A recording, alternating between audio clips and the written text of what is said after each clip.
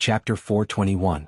It was just like in the vast sea of people. Some people were born with a spotlight that was dazzling and eye-catching. At this moment, the sound of the cello gave off that feeling. It was clearly a foil, but it became an existence that couldn't be ignored. How many instruments does she know? Little Nocturne muttered. For most of the netizens watching the live stream, although they didn't have as sharp a hearing as Little Nocturne and didn't know much about the techniques of playing instruments, they all had the same feeling. This ensemble is so nice.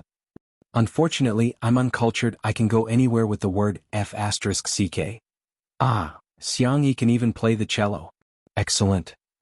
Yes, it's nice. For the professionals, it was even more shocking. The song that Jianghu played was called Prelude to Spring. The rhythm was cheerful and it was full of the vigorous vibe of early spring. Correspondingly, it was also extremely difficult and had high requirements for the performer's skills. They weren't surprised that Jianghu could reach such a level. However, Xianxia, she was a student of traditional folk music, but she actually played the cello so well too? Many people had complicated feelings. They originally thought that Xianxia was only good at folk music, but they didn't expect her to be equally good at Western instruments. This was simply a heavenly performance at the level of cheating. Besides, she actually went to the entertainment industry instead of using her impressive talent and abilities. What's she up to? How can the professional music students endure that? The song gradually reached the climax, and at this moment Jianghu suddenly showed off a relaxed series of bowing moves that were ingenious and full of vitality. Immediately afterwards, she didn't play according to the original melody and instead improvised. Xianxia looked up and met her gaze calmly in the air. Without saying anything, she changed the finger movements of her left hand while her right hand danced along with Jianghu's melody. There were almost no pauses and she perfectly matched Jianghu's improvisation. Little Nocturne, : The golden pop-up comments appeared again with a series of exclamation marks, which was enough to show Little Nocturne's excitement. He immediately jumped up from the sofa and turned on the livestream device that was fixed to the tripod. While listening to Xianxia and Jianghu's improvisation, his slender and fair fingers landed on the black and white keys. The impromptu performance of the two became a trio. Little Nocturne's fans received the notification and clicked on it with great interest. But they were immediately stunned. In the past, Little Nocturne would try his best not to show his face in the live stream, or he would use the special effects of the live streaming software to cover his face with a cartoon avatar. But today, for some reason, his face was shown. In the camera was a boy with a thin figure and snow-white skin. The side of his face was delicate and smooth, like a handsome young man who had walked out of a manga. The most eye-catching part was his hands. His fingers were long and slender, with distinct joints. They were so white that they were almost transparent, but they were wrapped around an old red rope. Following his movements, white and red intertwined, as if it had a bewitching power. The fans? Where did this little angel come from? Debut online. Oh my god, Nocturne's looks are so good that she can kill a lot of idols in the country. Her hands, her face, her piano skills. **ck. Why does such a beautiful young man have nothing to do with me? After a wave of flattery from the fans, they realized that the serenade seemed to be an accompaniment for someone. Chapter 422. Most of the fans of Little Nocturne were music lovers, so they could easily distinguish the different sounds of the three instruments: piano, violin, and cello. When put together, they were like a small symphony orchestra. The violin's improvisation was spontaneous and natural. The cello's coordination was just right. The piano's addition enriched the timbre and pushed the climax of the ensemble to the peak like the icing on the cake. In the piano room, Jianghu closed her eyes and immersed herself in the performance. Soon, she ended the improvisation and skillfully transitioned to the last movement of Prelude to Spring. The light and nimble music was infused with the beautiful aura of spring, and it slowly and gently hit the softest corner of one's heart. When the last note fell, the violin, cello, and piano ended the piece neatly. It was as if someone had pressed the mute button. Everything was silent. The pop-up comments seemed to have been cleared too. However, a few seconds later, the screen was flooded with comments. Did Nuwa make me up to make up the numbers? Oh my god. Did you really not rehearse? Did you just improvise?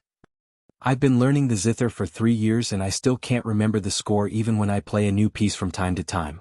Are these two girls human notation machines? The long-awaited ensemble could be said to be hearty.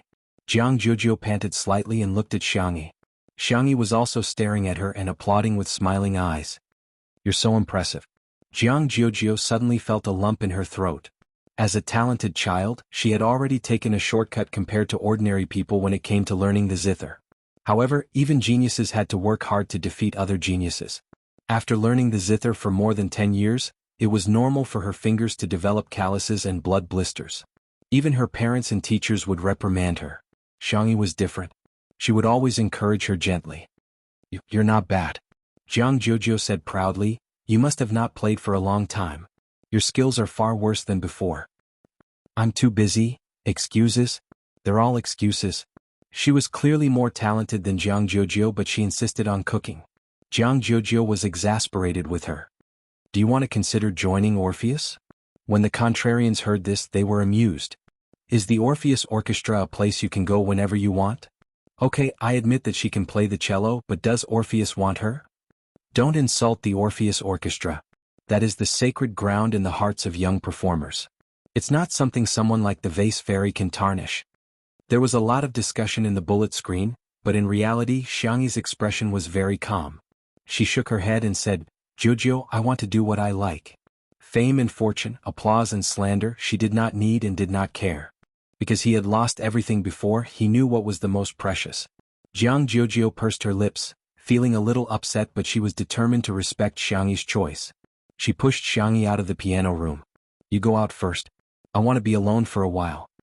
Xianxia was a little bewildered, but she still nodded and did as she was told. The door was closed and the soundproofing of the piano room was excellent. Jianghu was fearless as she moved her face closer to the cameraman's lens. Orpheus invited Yi when she was 15 years old. She doesn't need her eyes, but she can donate them to those in need. My sister is just that outstanding.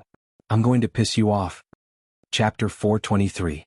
In the live stream, the netizens were stunned at first, but they immediately reacted. Is Jianghu insulting the haters? Today's cuteness is a critical hit. What kind of peerless cutie is this? Wow, Missy is really just being arrogant on the surface, but she's actually very protective of Sister E. I'm in love with her. When can I have such a sisterly relationship? Our 8-person dormitory is going to debut in a palace drama. The amount of information in Jianghu's words also shocked the netizens. She was invited by the Orpheus Orchestra at the age of 15?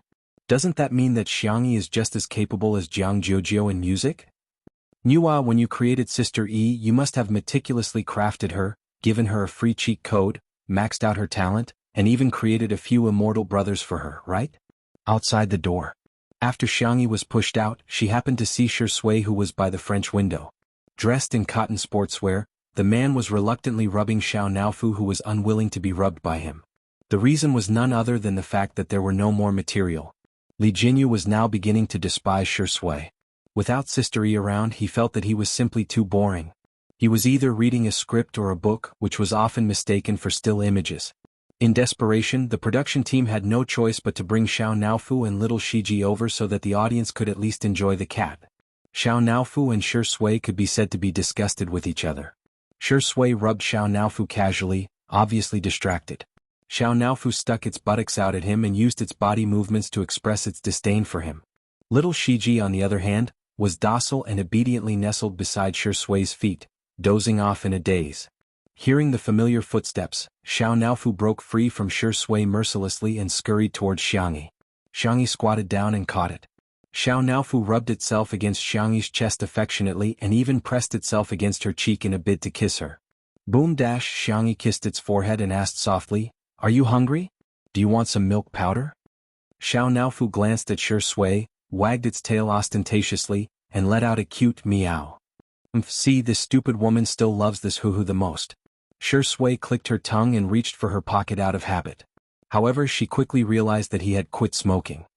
He pressed the space between his eyebrows, feeling slightly irritated. Suddenly, a transparent and exquisite candy jar appeared in front of him. It was filled with lollipops. Here, fruit-flavored. The girl had a good voice. It was warm and soft but not overly sweet. Shui thanked her and watched as she proceeded to make some goat milk powder for Xianxia and little Shiji. Hugging the candy jar, he smiled happily and seductively. He raised his eyebrows at Xianxia and lazily provoked, "Kitty, what should I do? I have candy but you don't." Xianxia let out a ferocious roar. Meow. In the live stream, This is the kind of couple that men should love. He's really giving out candy?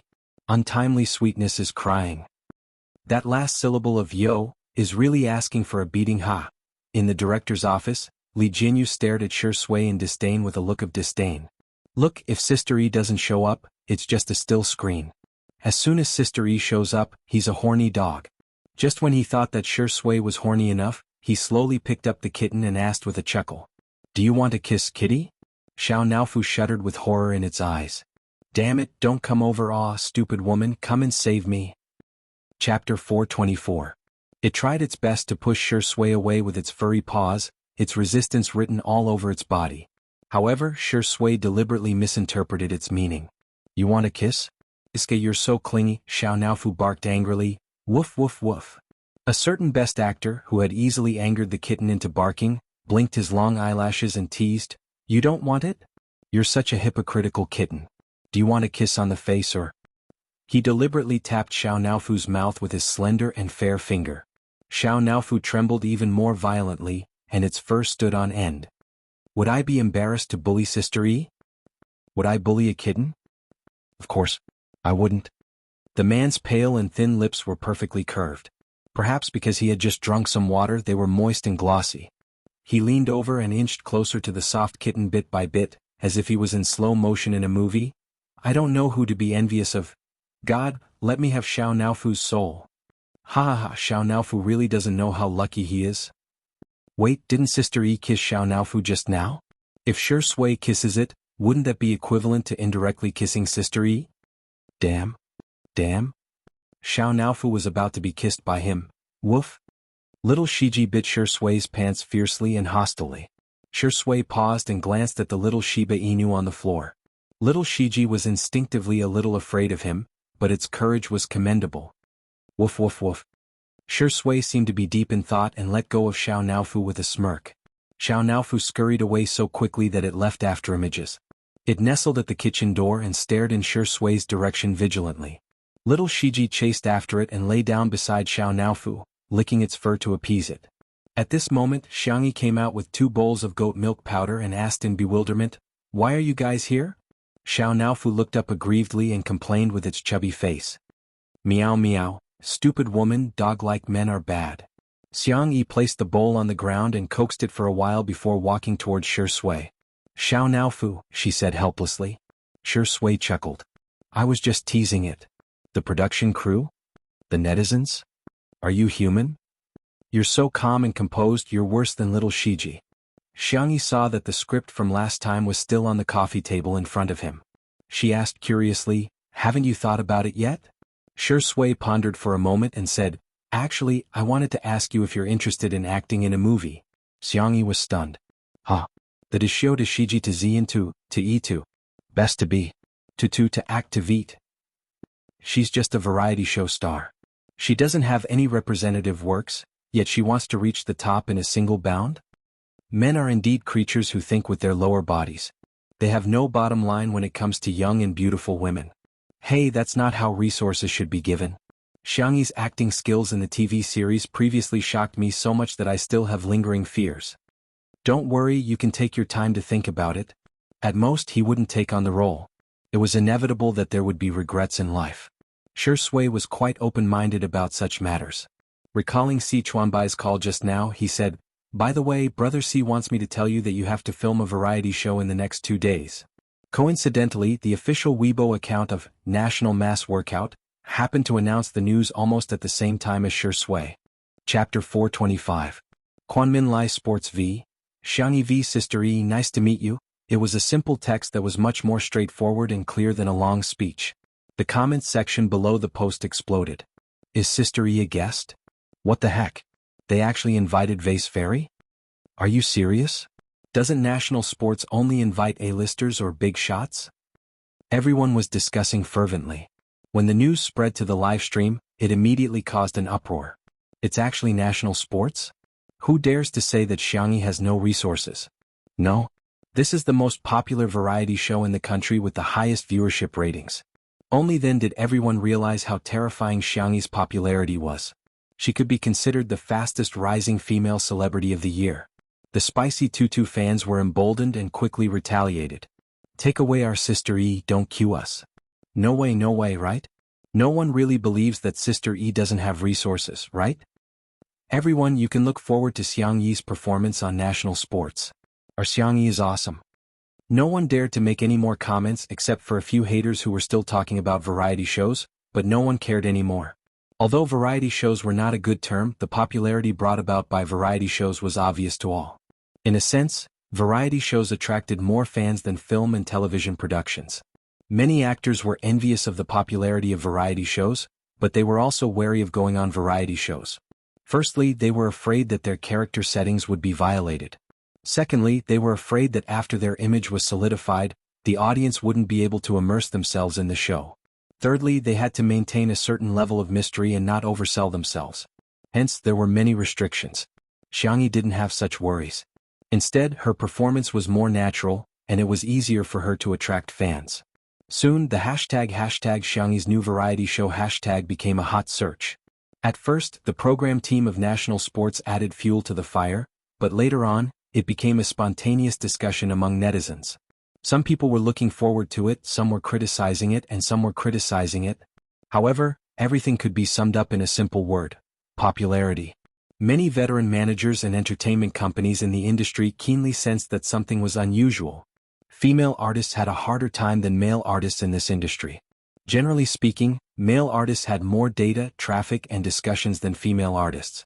But Xianxia, her popularity was even greater than that of the other popular idols. People couldn't help but sigh. She was probably just short of a masterpiece. That was the moment when one would ascend to the pinnacle. Other than the variety show, there were two other hot searches related to Xianxia. One was a duet with Jianghu, while the other was a video that many netizens clicked on and were dumbfounded. Why is there an additional piano ensemble? Wait a minute, this little brother is too handsome. While countless people were licking the screen, they also dug out information about the piano player. Little Nocturne, whose real name was Ling Yi, was a student of a top music academy overseas. He was one of the music district's Hall of Fame streamers signed by Xianxia app. Most people's appreciation of music was only at the level of wow, it's so good, but Ling Yi's appearance was really too outstanding. Hence, the video quickly became popular on the internet and attracted the comments of many professional music critics. E.g. Turtledove v. Tonight, Ms. Xianxia and Ms. Jianghu played together to their heart's content and was extremely shocking. I also watched the duet with Mr. Xiao Nocturne, and after thinking about it, I'm really at a loss for words. Perhaps I can only describe it in 2 words: in my lifetime. Chapter 426. In this ensemble, the violin was fully deserving of being the protagonist, while the piano was an evenly matched opponent. It was as if they had met their match. The surprising thing was that the cello not only perfectly played the role of a foil, but it was also the best accompaniment and had a strong presence that could not be ignored. Its low and heavy tone neutralized the intensity of the battle. It had the vigorous vitality of spring when all things were growing and growing, as well as the gentle prelude when the snow melted and the ice river flowed. 3 instruments, 3 people. 1 + 1 + 1 no longer equaled 3. Gray Turtledove's evaluation could be said to be quite high. He was not the only one. Even a renowned musician in China, Old Mu, had reposted the video and added 2 words to it. Old Mu v, not bad. The netizens were shocked. If they remembered correctly, the last time Xianxia accompanied C7, this big shot had come out to play the bass. They didn't expect him to come out and support Xianxia again this time. His status in the music industry was comparable to that of a national team player. Such an existence actually appeared to support Xianxia. However, this was just the beginning. Several masters of the folk music industry such as Sanxian, Suona, and Guqin. Anyone who knew how to use Weibo or had a Weibo account all reposted, commented, and liked the video. The netizens looked at the master's Weibo verification and felt a sense of suffocation. Ah, this is outrageous. Are all these big shots quietly paying attention to Xianxia? Oh my god, Xianxia is the darling of the folk music industry? No, it's not just the folk music industry but also the big shots of the classical music industry. This is the first time I've seen so many big shots of the music industry on Weibo. I suggest searching for the term #musiclegacy hashtag. Oh my god, senior's words really touched me. Some netizens clicked on the search engine and the page froze for a few seconds before refreshing. You suavi, hey, the little girl can play the cello too? Thumbs hashtag music legacy hashtag raised cat calls Depang v. Tsk, it's a pity that she doesn't play the eru with such proficiency. Chinese Folk Music Association v. There is no circle in music. Whether it's folk music or classical music, it's worth passing on. Hashtag music legacy hashtag Zhou Yao v. Xianxia, do you want to consider coming to Beijing Classical Music for graduate school? Guaranteed employment. Music legacy hashtag and Jirua. Don't fight with our Vienna orchestra, okay? Xianxia, 5 insurances and 1 gold, a cello seat. Sister E, do you want to consider it? Hashtag music legacy hashtag World Classical Music Association v. Thank you to the 3 excellent performers for allowing us to enjoy this musical feast. We also hope that in the future, there will be more young people who like folk music, pop music and classical music as long as it's music. Music legacy hashtag.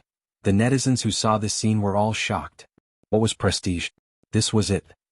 Who in the entertainment industry could get so many big shots and official Weibo accounts to support them? That night, more and more people remembered the name, Xianxia, and remembered Xianxia's unparalleled talent in music. After the live stream ended, Xianxia took out another ruby, put it in a box and meticulously wrapped a bow around it. Xiao Naofu's fierce meowing came from the direction of the balcony. Xianxia walked over and realized that it was Xiao Naofu who was yelling at Shi Sui, who was standing on the balcony next door. In the night, the man's figure was tall and slender, and the cool breeze gently fell on the ends of his soft hair. Chapter 427. Seeing Xianxia's figure, Xiao Naofu seemed to have found a backer and roared a few more times. Xiao Naofu, you can't be like this. Although it was a reprimand, it was very gentle. The little cat turned its face away. Xianxia curiously asked Shi Sui, what did you do to Xiao Naofu? Why is it always so fierce to you? Shi Sui, you teased it and said you'd take it to be sterilized? Xianxia said seriously, then don't say that in the future. Xiao Naofu is still a baby and its heart is very fragile. You can't hurt it like this. Shi Sui readily agreed. Okay, I'll listen to Sister E. Hearing that the dog man could actually speak human language, Xiao Naofu's icy blue cat eyes widened in disbelief. Xianxia, then you promise it? The girl raised the chubby, white and soft little cat. Shi Sui probably didn't expect that there would be a day when he would bow down to Xiao Naofu. The tip of his tongue pressed against his chin in displeasure. After a few seconds he sighed. Xiao Naofu, I won't scare you with sterilization anymore. He had to listen to Tutu's words. Xiao Naofu's tail swung twice in the air, dizzy from the sudden bliss that fell from the sky. The next second it heard Xianxia say, you're not allowed to be fierce to Shi Sui Gij anymore. Xiao Naofu, meow. I won't listen. Xianxia patiently persuaded, if you're obedient, I'll make you a luxurious seafood set meal, the kind that can have 10 ingredients. Xiao Naofu, would this hoo-hoo bow down for a mouthful of food? Of course. It made a sweet and soft meow, in a flattering and coquettish tone. Okay, then you two shake hands and make up, okay? Hearing this, Shi Sui and Xiao Naofu's eyes revealed rejection. But Xianxia insisted. Thus, Shi Sui had no choice but to stretch out her bony fingers. Xiao Naofu also reluctantly stretched out its chubby paw.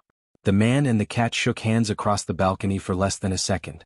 Then, as if they had touched something dirty, they hurriedly retracted their hands. Shi Sui was rather calm, but Xiao Naofu couldn't tolerate it at all. It jumped out of Xianxia's arms and got ready to look for little Shiji to lick. It did not want him to lick it. A dog man's hand definitely smelled like a dog. Looking at Xiao Naofu's back, Xianxia couldn't help but laugh. It seems to have really gained weight. Its body was round, its fur was soft, and its legs were short. It looked extremely adorable. Shi Sui replied with a soft, aha. Even he who didn't like small animals actually thought that Xiao Naofu was quite cute. But because she was cute, it was more fun to bully her. Smiley face. By the way, this is for you. Xianxia handed the box over. Shi Sui was a little surprised and raised his eyebrows. I get a gift too? Xianxia explained seriously, children need to get gifts and so do adults. Shi Sui seemed to be stunned for a second, or maybe it was just Xianxia's imagination. The man's peach blossom-shaped eyes were curved inward, and his eyelashes were longer than a girl's. When they drooped down, they cast a faint shadow on his cold and fair skin. Opening the box, a ruby the size of a baby's fist reflected a dazzling light. It was unbelievably beautiful. Xianxia said, although this isn't as pure as Jiujiu's, but it's big. It's shiny too. The man's lips curled into an ambiguous smile. It is quite big. Then. For some reason Xianxia was a little nervous. Do you like it then? Chapter 428. The night was gentle and the moon was bright and the stars were sparse. There was a faint fragrance of flowers in the air.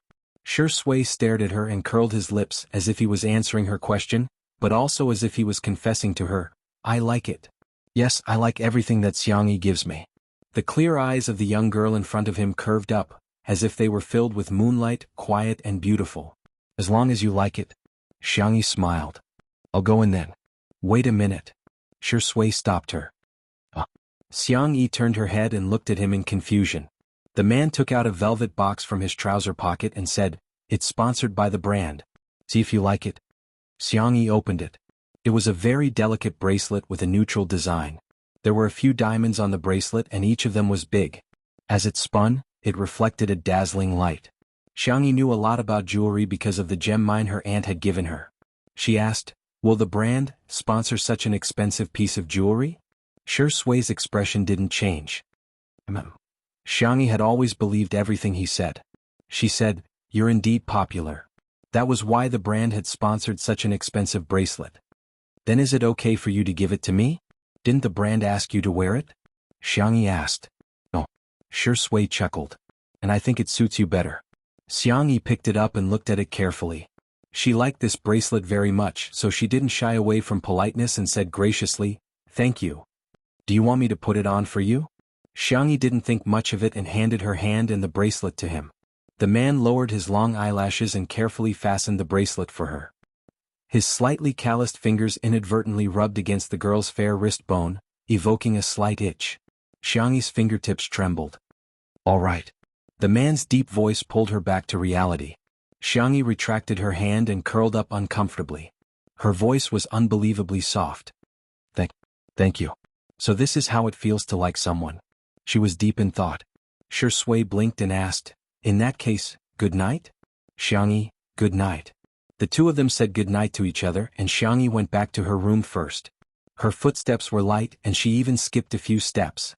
Shui was still on the balcony with one hand in her pocket. She didn't find the cigarette box but a lollipop. It was a candy from Tutu. His addiction to smoking was actually very strong. Enduring until now was almost his limit. However, the moment he saw the candy, his eyes were filled with lust. He slowly peeled off the candy wrapper and bit into it. The sweetness spread and stimulated the nervous system to secrete pleasurable dopamine. The corners of his mouth curled up slightly. He suddenly felt that quitting smoking was not that difficult. When Xianxia returned to her room, Jianghu happened to push the door open and enter. When she saw the bracelet on her wrist, she squinted. Are you in a relationship with that dog of a man? She sounded as if she was questioning the scumbag's infidelity. Xianxia said, No. Jianghu heaved a sigh of relief. That's good, that's good. I knew you wouldn't like him. Xianxia hesitated for a moment, but she still chose to be honest with her friend. I think he might not like me. Jianghu was speechless. Looking at Jianghu's dumbfounded expression, Xianxia calmed down. She didn't confess because she didn't want to affect Shui during the livestream. However, liking someone wasn't something to be ashamed of. She nodded and said, Yes, I like him.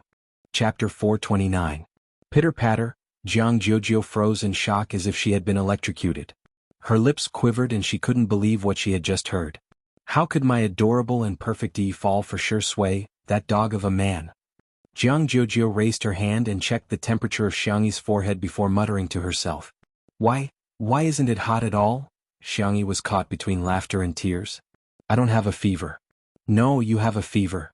Jianghu said firmly. Sit here obediently, I'll go get you a thermometer to measure your temperature. She pressed Xianxia onto the bed forcefully and after taking a few steps out, she realized that she was being a little too concerned and added proudly, Don't misunderstand. I'm just afraid that you'll infect me with your fever. A few minutes later, Jianghu looked at the number on the thermometer, 36. 8 degrees Celsius and finally accepted the reality. E doesn't have a fever equals E is conscious equals E likes a dog of a man equals that dog of a man has snatched E away. Does he deserve it? He doesn't. Jianghu asked resentfully, What do you see in him? Isn't he just good-looking? Isn't he just successful in his career? Isn't he just... She suddenly paused and realized that she was talking about Shui's strengths. She flew into a rage out of humiliation and said, Wake up, are you such a superficial person? You've seen all kinds of handsome men, must you be lusting after his face? Xianxia bit her lower lip and reflected for a few seconds before saying, I think I am. Jianghu was speechless. Xianxia said, he has a great figure too, he has abs. Jianghu was speechless. So you're not only lusting after his face, but you're also lusting after his body? Jianghu was so angry that she couldn't sleep well the entire night and couldn't get up in the morning either. Xianxia covered her with the blanket and went out for a morning exercise. When she returned, she watered the plants and sprayed some activator. Sister E. Fu Jian was like a monkey. His hair was uncombed and his face was unwashed. He rushed out and held his phone excitedly. I'm famous.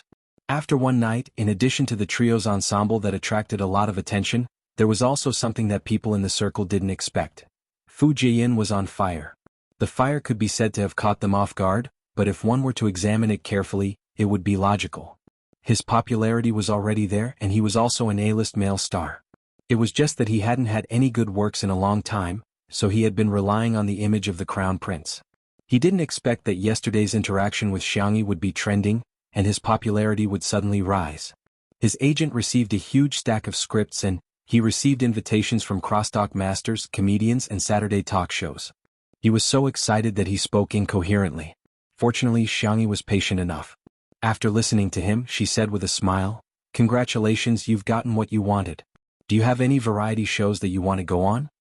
Fu Jian clenched his fists and said with a serious expression, Actually, I really want to go, but I think Jianghu is right. If I act in one show, people will like me because of one role. If I act in 10 shows, they might like me because of 10 roles. As an actor, I have to act well and perform well. That's the only way I can truly be responsible to my fans. When a young man was confident, he would look confident and dazzling even if he was unkempt. However, he only looked suave for 3 seconds before he smiled foolishly and said, Sister E, let's hug for the sake of our half-siblings. Behind him, a dangerous gaze was fixed on him. P.S. The freshmen have been busy reporting for the entire day. Because my roommates all go to bed early, I might have to write a lousy update today in order not to affect others. If I can find a way to write it, I'll update it. You can read it tomorrow, but it might not happen. Anyway, you don't have to wait for today. Good night. Chapter 430. Fu Jian didn't notice anything and simply stretched out his arms to give Xianxia a bear hug. Xianxia remained calm and took a step back to avoid Fu Jian's touch. You don't have to hug me. Fu Jian scratched his head and said, I'm not that ugly. Due to the angle, Xianxia didn't see the slender figure at the door. She said seriously, It's not because of you, I have someone I like. Huh. Fu Jian was shocked. Sister E actually has someone she likes? Who could it be? Before he came, he didn't know much about two under one roof. He was usually busy with his schedule and rarely surfed the internet. He didn't even know what untimely internet was. Simply put, he didn't even have a 2G internet connection. He wasn't even connected to the internet. Hearing the girl's calm and gentle voice, Xianxia tapped her fingertips against the wall, but the rhythm of her tapping was very chaotic. She has someone she likes. Could it be him? Or someone else? Xianxia realized that she was actually a little nervous. Until, Sister E, I'm here to pick you up. Her manager, Anan's brisk and enthusiastic voice came from the direction of the gate. He was carrying a large school bag, dressed in a short-sleeved shirt and jeans, looking like a fresh college student. Sichuan Bai, who was dressed in a suit and exuded an elite aura, was standing beside him. The two of them were about 10 centimeters apart in height and their clothing styles were very different. Surprisingly, they didn't look out of place when standing together. Anan. Xianxia smiled and asked, Have you had breakfast? Anan said honestly, Not yet, my car broke down and Mr. C sent me here. Sichuan Bai, who was beside him, suddenly covered his mouth with his hand and coughed twice. Anan immediately understood. Mr. C hasn't eaten either. Xianxia said, Come in then, I've cooked fish balls and rice noodles. Sichuan Bai smiled and said, Sorry to trouble you, Miss Yang. The fish balls were made by Xianxia early in the morning. She chopped fresh fish and mixed it with sweet potato powder.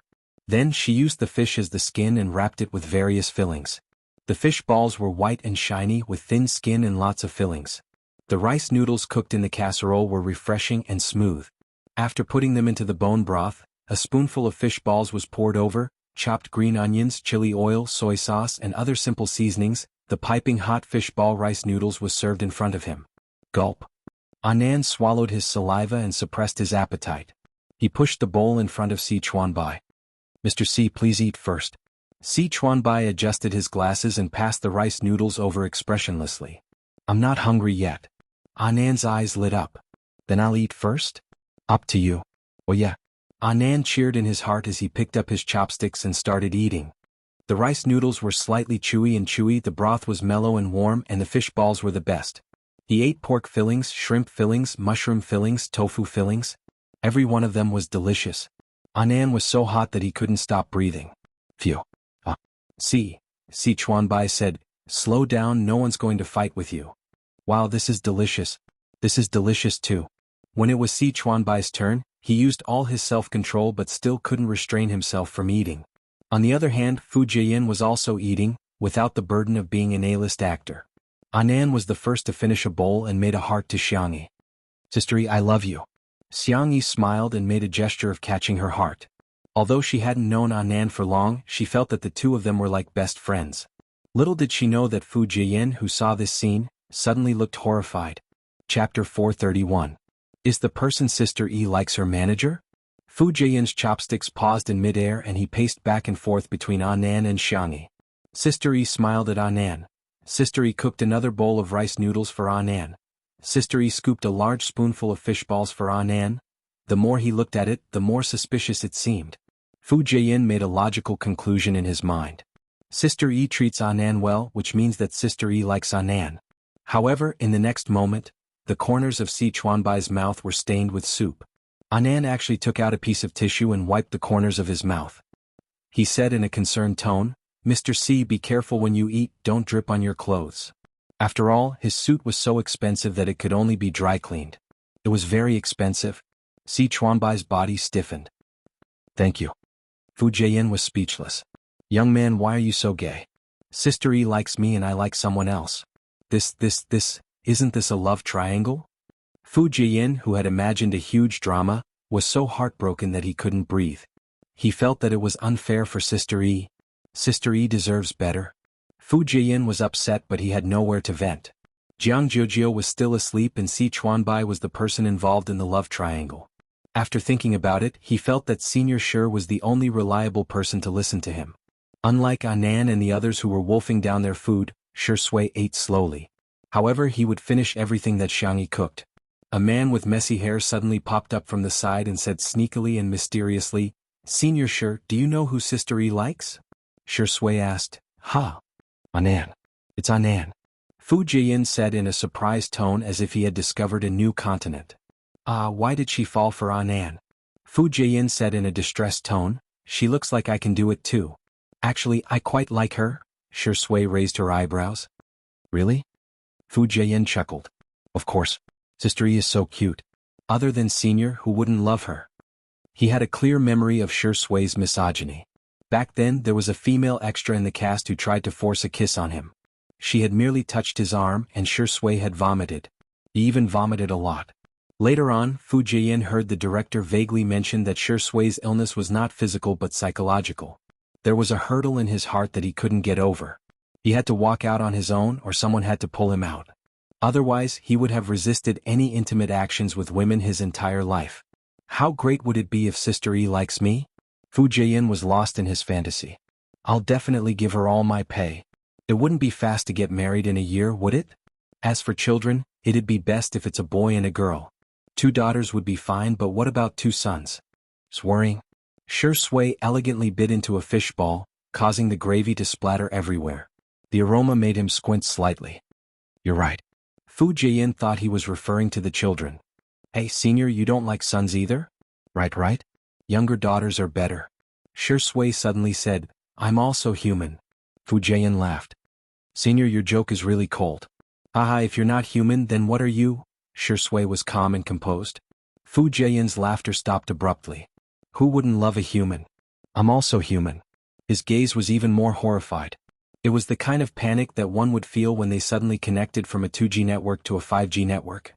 Chapter 432. Oh my god. Did I find out some big secret? Senior Shi actually likes women. and the one he likes is Sister E. So here's the problem. He likes Sister E but Sister E likes someone else.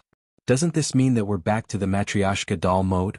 A love triangle within a love triangle? It turns out that the one suffering the most is Senior Sure. Beneath his glamorous appearance was a sad man who cried silently in the middle of the night. Fu Jieyin's gaze toward Shui gradually turned sympathetic. He boldly patted Shui's shoulder and said, "Senior, it's not easy for you either." Shui was confused.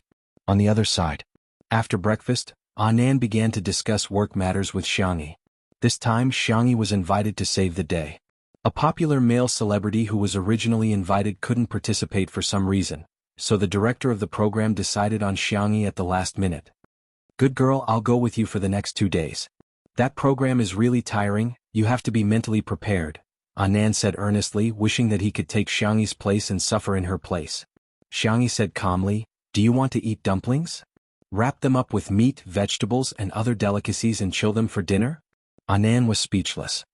"I'll eat." "Okay, sit down and wait for me." Xianxia went into the kitchen and busied herself while Anan sat obediently on the small stool. He felt that he wasn't on a field trip, but a public trip with free meals. After the dumplings were wrapped, Anan took on the task of packing them while Sichuanbai helped him. Xianxia simply packed her luggage and pulled it to the bedroom door. Shui naturally took it from her. The man was tall and had long legs, so the height of the suitcase was a little low for him. He lifted it to the highest point and barely reached a comfortable position. "I'll send you out," he said. Xianxia nodded and walked out while giving him some trivial instructions. "Don't feed Xiao Naofu too many snacks, it's time to lose weight. There are still leftover fish balls and dumplings in the freezer. You can make steamed dumplings and curry fish balls with Director Li and the others. Also, the fish tank I bought will arrive in the afternoon. Uncle Wang will send the fish over then. Please take good care of them for me." Shui listened quietly, occasionally nodding to indicate that she was listening. The road to the gate was very long, but it also seemed very short. Shui put the luggage into the trunk with one hand. Xianxia inexplicably felt a kind of sadness of parting. So this is what it feels like to leave someone important. She thought in a daze. When her brothers left, did they also have such a feeling of loss? Shui's words pulled her back to reality. "Sister E, have a safe trip." "Okay." Xianxia blinked. "You should also take care of yourself." "I will. I'll be back as soon as I'm done with work." Xianxia scratched her palm with her fingers, feeling a little itchy and uneasy. "Whatever you want to eat, I'll make it for you." Shui stared at her with a gloomy gaze. Seemingly having thought of something, he smirked and asked, "You can eat whatever I want?" "Yes." "Then, it's a deal." His deep voice was warm and pleasant, making Shui's heart skip a beat. "Sister E, you can't go back on your word." Xianxia's face was pale and she said with a solemn expression, "I won't." Afraid that Shui wouldn't believe her, she stretched out her finger and said, "We can pinky swear." Shui chuckled and was about to pinky swear with her when Jianghu yelled hysterically behind them. "Ah, you're not allowed to hold hands." No. Chapter 433. Xianxia inexplicably had a guilty conscience. She retracted her hand and hid it behind her back. Jianghu didn't even change out of her bare-eared nightgown as she scurried over and stood between the two of them. How can you hold a man's hand?" Xianxia said. "No, I didn't, I just want to pinky swear with him." "You want to touch a man's hand?" Jianghu's interrogative tone made Xianxia dumbfounded. Although there's no causal relationship between pinky swear and touching hands, it seems to be parallel? Jianghu glanced around uneasily and said, No. Shui chuckled softly. He realized that Jianghu really didn't know how to lie. Her body language and body language all betrayed her. As her best friend, Jianghu of course could tell too. She stomped her feet in anger and exclaimed, You're not pure at all." Xianxia pursed her lips and didn't say anything. Shui said gently, "Miss Jiang, Sister E is about to set off." Jianghu snapped out of her trance and asked aggrievedly, "Why didn't you wake me up?" Xianxia said, "I saw that you were sleeping soundly so I didn't wake you up. However, I've left you some breakfast. It's in the fridge. You can eat it after heating it up. It's your favorite fish balls." Jianghu's resentment instantly vanished because of Xianxia's words. Her ears were red and she tapped the ground with the tip of her foot. Pretending to be indifferent, she said, "So you still remember my preferences? I've always remembered that your favorite meat is fish, your favorite vegetable is kale, and your favorite fruit is mango." Jianghu listened for a long time and was satisfied. She then pretended to say, okay, I didn't ask you that much. After saying that, she glanced at Shui from the corner of her eyes. Shui didn't get angry and simply smiled politely. In contrast, Jianghu seemed like an unreasonable child who was looking for trouble. Jianghu was mature, steady, and magnanimous. Jianghu was speechless. Scheming dog. Anan and Sichuanbai also came out. Be good, we should go. Anan reminded. The filming started in the afternoon, and they still had to do their makeup and hair when they arrived. After all, National Mass Workout wasn't as casual as two under one roof. Only then did Jianghu slowly take out a pink purse from her pocket. Here, this is a peace talisman that I casually asked for. No, it's a free gift that I gave to others when I asked for one. You don't have to take it to heart. It's not something valuable. Just throw it away if you don't like it. Although he spoke proudly, his hands were trembling slightly. He was afraid that Xianxia would refuse. Xianxia took it and carefully put it in her pocket. She patted her pocket and said in a gentle voice, Jojo, I will keep it well. Jianghu felt a lump in her throat and she looked away. Leave then, don't say goodbye to me. I hate hearing those words. Xianxia tilted her head and thought about it before suddenly giving Jianghu a hug. She gently patted Jianghu's back. See you next time then. Jianghu's eyes turned red. You're a man of your word. Whoever stands you up is a dog. Okay. Fu Jiyin, who came out to join in the fun, was even more confused. Why is there another pair of romance lines? So, it's a love triangle within a love triangle and then a love quadrangle? Sichuanbai steadily parked the car at the filming location. In the dressing room, a woman's disgruntled voice sounded. Chapter 434. Are you kidding me? What right does that woman have to film the show? Does she deserve to be in the same frame as me? Your production team is really funny. Of all people, why did you hire a D-lister? Another person who seemed to be a staff member said in a humble tone, Sister Yen is right. Teacher Su, please bear with us. You'll regret it sooner or later. She's a troublemaker. If she causes any trouble, don't expect me to clean it up for her. When she was almost done venting, a sweet and soft voice sounded like the spring breeze in March. Okay, don't make things difficult for her. I'll just be more careful. The staff member was relieved and wiped the sweat off his forehead. Thank you, Teacher Su. You're so nice. Sister Yen said, forget it, I won't say anything else. Give us the mission card for this episode in advance. Well, the staff member was a little hesitant. According to the rules, they couldn't reveal it to the guests, but when he saw the beautiful face of the young woman in front of him, he was momentarily bewitched. Okay then, I'll send you the electronic version later. Remember, don't spread it. You're so nice. Thank you, let's add each other on WeChat. I'll treat you to a meal when I'm free. What? A superstar actually wants to add a lowly staff member like me? The man suppressed his excitement and scanned the QR code to add Su to me on WeChat. The three of them walked to Xianxia's exclusive dressing room. Anan pursed his lips and said, isn't she just playing the good cop and bad cop? Be careful with your words. Sichuanbai looked at Xianxia and said, Miss Yang, it's better to stay away from such people. Xianxia nodded. Anan's eyes widened. But she's obviously bad-mouthing Xiangwan. Are we going to keep tolerating it? Sichuanbai said, there's no practical point in being sharp-tongued. Anan knew that he had a point, but his cheeks were still puffed up with anger. Sichuanbai pressed the space between his eyebrows helplessly. The jewelry brand that Su Tumi previously endorsed is about to expire. Do you think it's better for us to go over and scold her now and get provoked or snatch the endorsement deal for Miss Yang? Anan was speechless. What? He whispered, Mr. C, you seem to be the villain in a movie? Sichuanbai raised his eyebrows. This was the first time someone had described him this way. Sichuanbai patted Anan's head of colorful hair and said a few words before leaving. Anan stayed behind and accompanied Xianxia to wait for the makeup artist and stylist. But even after waiting for a long time, there was still no sign of anyone. Anan reacted and stood up with a whoosh. F***ck, you're using this kind of elementary school trick? How shameless. In the entertainment industry, it was very common for competitors to trip each other up. It was his negligence that he didn't think that there would be such a despicable trick. Meanwhile, the stylist was carefully styling Su Tumi's hair. She said carefully, Teacher Su, your hairline is a little high, why don't I put on a few pieces of wig for you? Su Tumi casually played with the manicure that she had just done while Sister Yen retorted, How can you say that? Our decadent beauty is the Barbie of the world. Stylist.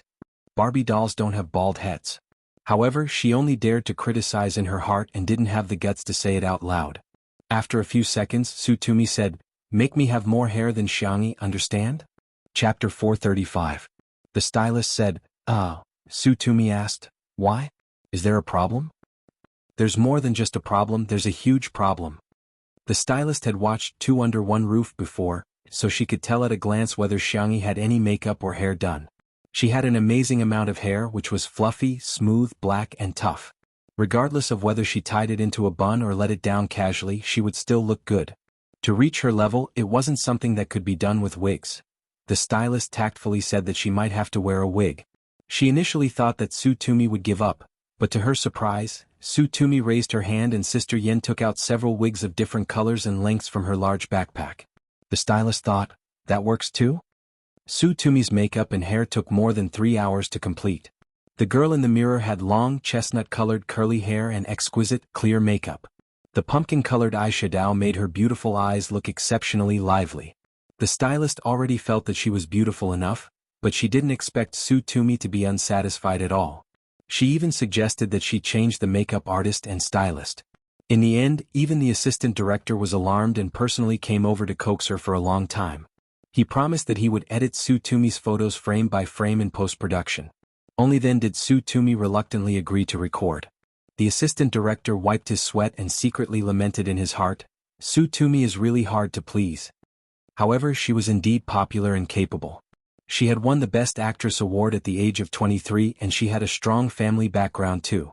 Even he didn't dare to offend her easily. Hence, he had no choice but to coax her. "By the way, where's Xianxia? Is she not done yet?" The assistant director couldn't help but feel a little frustrated after being angered by Tsutumi. In fact, he didn't want to invite Xianxia, but for some reason the director and scriptwriter decided to do it after watching Two Under One Roof for 5 minutes. It was simply unreasonable. One had to know that Xianxia didn't even have a single piece of work that she was proud of, yet she was constantly on the hot search list. Her brother and grandparents were on the hot search list. Wasn't it all because she was born into a good family? The assistant director looked down on Xianxia from the bottom of his heart. With the first impression, he instinctively vented his anger on Xianxia. The assistant hurried over and came back saying, "The dressing room is empty. Teacher Xianxia is not in." The assistant director flew into a rage. What is she doing in the dressing room? What? Was he going to throw his weight around and leave? Then let her go. Does she really think that our show can't survive without her? The assistant said obsequiously, "I heard that the stylist and makeup artist arranged for teacher Xianxia suddenly fell ill and couldn't come.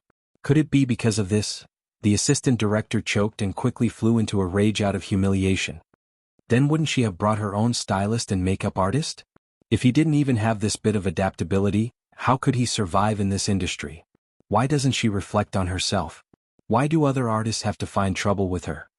The assistant, he didn't agree with the other party's point of view, but he didn't dare to refute, so he chose to keep his mouth shut.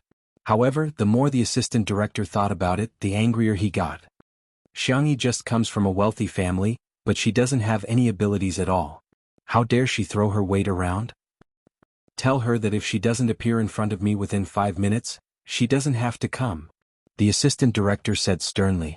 In the next second, someone ran over while panting heavily. Is Teacher Su not ready yet? Teacher Xiang has been waiting at the filming location for a long time. Chapter 436.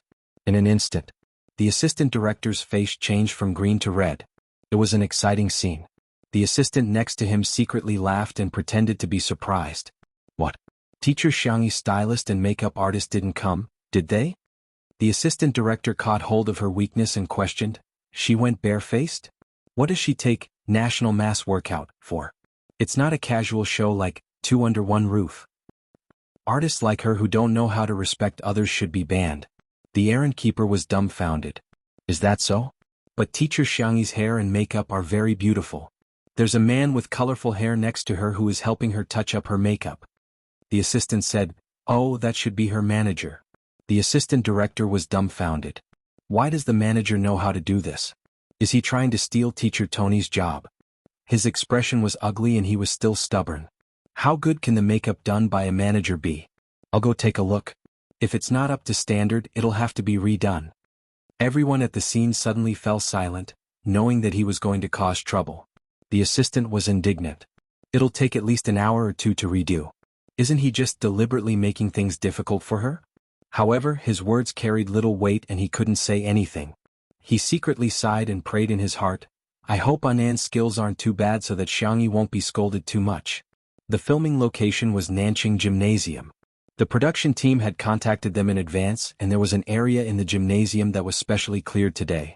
In order to promote various sports, the production team divided the process into 2 rounds. The first round was to accumulate points through the sports competition, and those with high points would receive rewards that could be used in the second round. The second round was an all-member competition that had many forms, such as tearing off name tags, catching criminals and so on. In this round, they could use the props or various special cards obtained in the previous round. The first round of the day was archery. In order to make it more interesting, the production team used the method of drawing lots to choose different bows. There were professional recurve bows and cartoon plastic bows for comedic effect. The filming had yet to begin and the scene was chaotic and noisy. However, it was almost effortless to see Xianxia in the crowd. The young girl's hair was permed into an egg curl and she wore a large red bow on her head, which made her milky white face look even more exquisite. At first glance, it looked like she was barefaced, but in fact, she was scheming. The base makeup was clear and flawless, and the eye makeup was delicate and gentle. There was no heavy makeup on her red lips, but it highlighted Xianxia's good looks very well. She was unbelievably beautiful. The assistant director was stunned. He had never seen Xianxia in person before, and the shock he felt at this moment was immense. That face seemed to be born for the camera. Every move was casual and lazy, but it was captivating. Coincidentally, Su Tumi and Sister Yen also came over. Due to Su Tumi's status, the staff nearby hurriedly took the initiative to greet her. As soon as the assistant director turned his head, he saw Su Tumi, who seemed to be exuding an exquisite aura from head to toe. However, there was really no comparison. Makeup was ultimately just a superficial appearance. However, beauty lies in one's bones, not in one's appearance. Xianxia, who had an excellent bone structure, could really defeat Su Tumi with just a little makeup. The assistant director had never felt that his face hurt so much before. Su Tumi stared at Xianxia with her fists clenched. Why does she have so much hair? Chapter 437. Seeing Xianxia's thick and lustrous hair, Su Tumi's eyes turned red with envy. When she was a child, she had quite a lot of hair, but ever since she entered the industry, she had to go through a lot of styling and perming. Ordinary people would have their hair damaged after perming and dyeing it 2 or 3 times, let alone perming and dyeing it frequently. Coupled with the stress of work and lack of sleep, Su Tumi became more and more popular and earned more and more money. However, her hair also became thinner and her hairline receded rapidly. Her head could be broken and she could bleed, but she would rather die than lift her bangs. Sister Yen went against her conscience and said, Indeed, an amateur is an amateur. You can't compare to Decady at all. Decady, you're in such a good state today. Let me tell you, after this episode is broadcast, you're going to gain a large number of fans for your looks. Oh, she's really pretentious. Who is she trying to bluff with a bow and arrow? Not far away, Xianxia was picking up a cool black recurve bow. Her body was leaning sideways, standing tall and straight, but her shoulders were turned to face the front of the arrow path. She slowly put an arrow on the bow and slowly pulled the bowstring, with a clang. She hit the bullseye. 10th ring. The number automatically popped up on the electronic display screen. Cheers and gasps of shock filled the air. Damn. She's so cool, so cool. Are you kidding me? Are you a professional here to torture scum? Oh my god, Xianxia is so impressive. She hit the bullseye with 1 arrow. Sister Yen was speechless. 10th ring? Are you a damn celebrity or a national team player? While she was in a daze, Su Tumi brushed her hair and walked towards Xianxia aggressively in her white shoes. By the time Sister Yen reacted, Su Tumi had already walked towards Xianxia, scaring her so much that she broke out in cold sweat. Although Su Tumi was a troublemaker, she was very disdainful of scheming. She didn't put on airs either and often added everyone on WeChat. In Sister Yan's opinion, she was a little too arrogant and silly. Hence, she often played some tricks openly and secretly. On the surface, she deliberately asked for the mission card in advance today. On the surface, she secretly bribed Xianxia's makeup artist and stylist. If they got into a conflict in public, it would be bad for public relations. Sister Yen hurriedly chased after her. Xianxia tried the bow and found that it was still there, so she put it down. Suddenly, there was a sweet fruity aroma beside her. Xianxia sniffed lightly and distinguished the smell of sea salt, sage and persimmon. Bright and sweet. She turned around and looked at Tsutomi. Tsutomi's tone was aggressive, but the words that she blurted out made Xianxia stunned. What brand of shampoo are you using? Xianxia? And what's the brand of conditioner, hair mask, essential oil and comb? Xianxia? In Tsutomi's eyes, her blank expression was a silent provocation. Hey, are you going to say that you don't take care of your hair at all? Tsutomi sneered. Do you think I'll believe you? Forget it if you don't want to say it. I'll find the brand you're using sooner or later. Xianxia. I forgot some of the brands. Let me look for online orders. Do you need a link? Tsutomi, yes. By the time Sister Yen trotted over, she realized that the two of them had added each other as friends and were still discussing a topic that confused her. I'll buy it tomorrow. I think I can get 300 to 30 yuan. Sure, you can add on the category coupons and VIP discounts. You can save even more. Really? You're so good at math. Sister Yan's head was filled with question marks. Are you women who lack money? Chapter 438. Sometimes, the friendship between girls can really be described as magical. Clearly, they could call each other sisters when they met for the first time, and best friends who had been playing with each other for years would also let each other call each other daddy. Collecting and stocking up is a human instinct, and shopping is a woman's joy. Sister Yen originally thought that Tsutomi would get into a conflict with Xianxia, but she never expected the two of them to be so harmonious. Tsutomi placed a few orders and was satisfied. She blinked at Xianxia and said, If I have anything useful in the future, I'll recommend it to you too. Xianxia smiled and continued to play with her bow and arrow. Sister Yen hurriedly pulled Tsutomi to the side and said, Tumi, you have to be careful. What if she accidentally shoots you? Tsutomi said impatiently.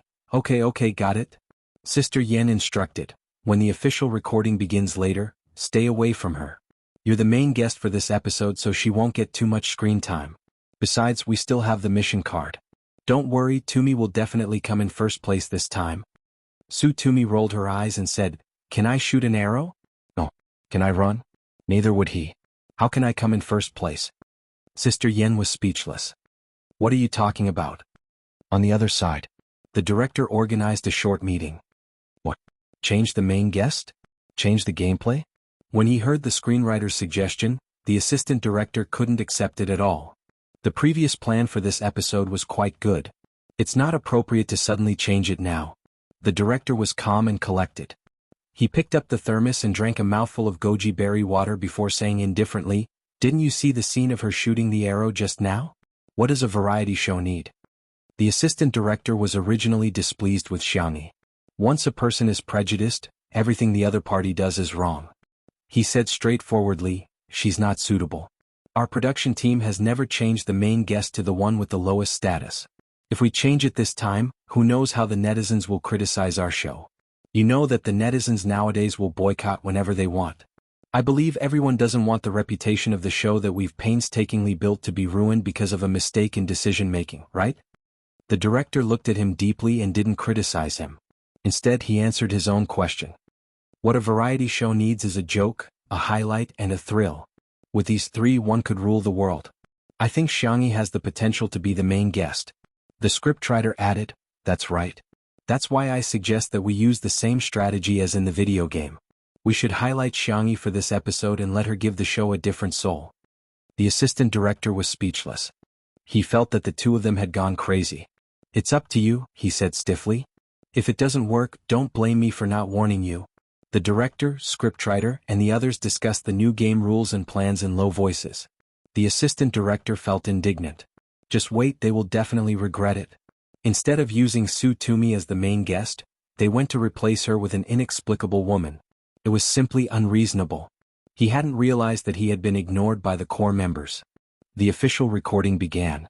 Ladies and gentlemen, welcome to this week's National Mass Workout. I'm your good friend Xiao Yao.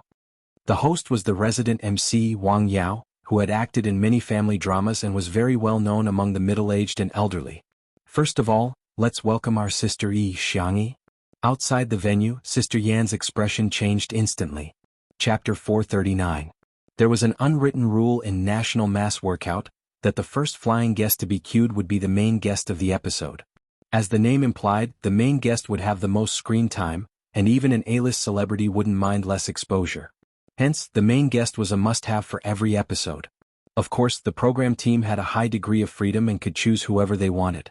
However, Sister Yin had already tacitly agreed that Su Tumi was the main guest, but she didn't expect Xianxia to be the main guest. It was just like a cooked duck that had flown into the mouth of a detestable person. The several seniors invited for this episode were more relaxed and didn't intend to fight for it. Another popular young hunk and a popular web drama actress looked at each other but didn't say anything. Su Tumi yawned in front of everyone's eyes. Sister Yin was speechless. Are you sleepy at this time? How can a child of your age fall asleep? After announcing the guest list, Wang Yao announced the rules of the first round. They would first draw lots and shoot arrows according to the bow they drew. Each person could shoot 10 arrows, and the person with the highest total score would be in first place. I now announce that the national mass workout has begun, Wang Yao said with a grin. Jokes aside, the people present were all celebrities and they couldn't possibly be as obedient as primary school students. Before they drew lots, everyone was chatting, drinking water, studying the target and discussing the bow. It was a mess. Wang Yao complained incessantly, "Everyone please cooperate with me. If you don't, I'll be fired." He had a humble character in National Mass Workout, and was known as the host who couldn't control the situation in the entire entertainment industry. The netizens would always despise him while laughing. The variety show was quite effective. Xianxia took the lead to draw lots. Wang Yao asked mysteriously, "Sister E, what did you draw? Is it a recurve bow? I think you'll definitely look super cool with a recurve bow." "It's not a recurve bow, but it should be cool too," Xianxia said confidently, as if she had drawn a god-level weapon. In the next second, she picked up the only cartoon plastic pink bow and arrow on the scene and calmly pulled the bowstring. The girl stood upright and in a standard posture, but the more serious she was, the funnier she seemed. The director sitting behind the camera couldn't help but laugh out loud. The seated player had drawn a cartoon bow and arrow, which was a joke of its own. Soon after, the others also drew horn bows, crossbows, and hilarious slingshots. However, the most amazing thing was that Su Tumi had drawn the most professional recurve bow. The camera caught her dumbfounded expression. Su Tumi carefully picked up the bow and pretended to shoot an arrow. She raised her chin proudly and asked the person beside her, "Does my bow look good?" "Yes." Xianxia happened to be beside her. "If you hold it like this, it'll look even better." She was at the back and raised her hand to help Su Tumi adjust the way she held the recurve bow. From a certain perspective, it seemed as if Xianxia was holding Su Tumi in her arms. The assistant director could not help but say, "What nonsense is Xianxia doing? Jun Han and Su Tumi should be the ones acting in such an idle drama."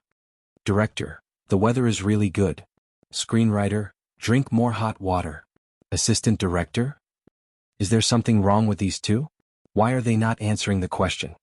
A living person like him was talking. Were they deaf? Chapter 440. Little did she know that when the staff saw this scene, especially the girls, they wished they could shriek like groundhogs. Who would have thought that the combination of soft girl x sweet girl would be so easy to fall in love with? "Did I make it clear?" Xianxia asked softly. Su Tumi pursed her lips and said, It's all right." She pulled the bowstring and was about to release it, but Xianxia pressed her hand down. There was a warning in her eyes. "You can't release an empty string, you'll hurt your hand easily." Anam was very good at makeup. He used a brush to gently brush some blush on the tip of Xianxia's nose, making her look rather pitiful. With such a beautiful face, even if she was a little fierce, she would still be unbelievably beautiful, making it impossible for others to get angry at her. Su Tumi froze for a moment and said awkwardly, "Why are you being so fierce?" Although she said this, she still listened to Xianxia and slowly let go of her hand, releasing her strength. The assistant director muttered, "What's the matter with those girls? What's there to be excited about?" The director smiled without saying anything. Everyone took turns to shoot. Apart from the young hunk who shot the 7th ring, the others all shot the 3rd ring and 4th ring amateurishly. Some even missed the target. Xianxia was undoubtedly the most eye-catching.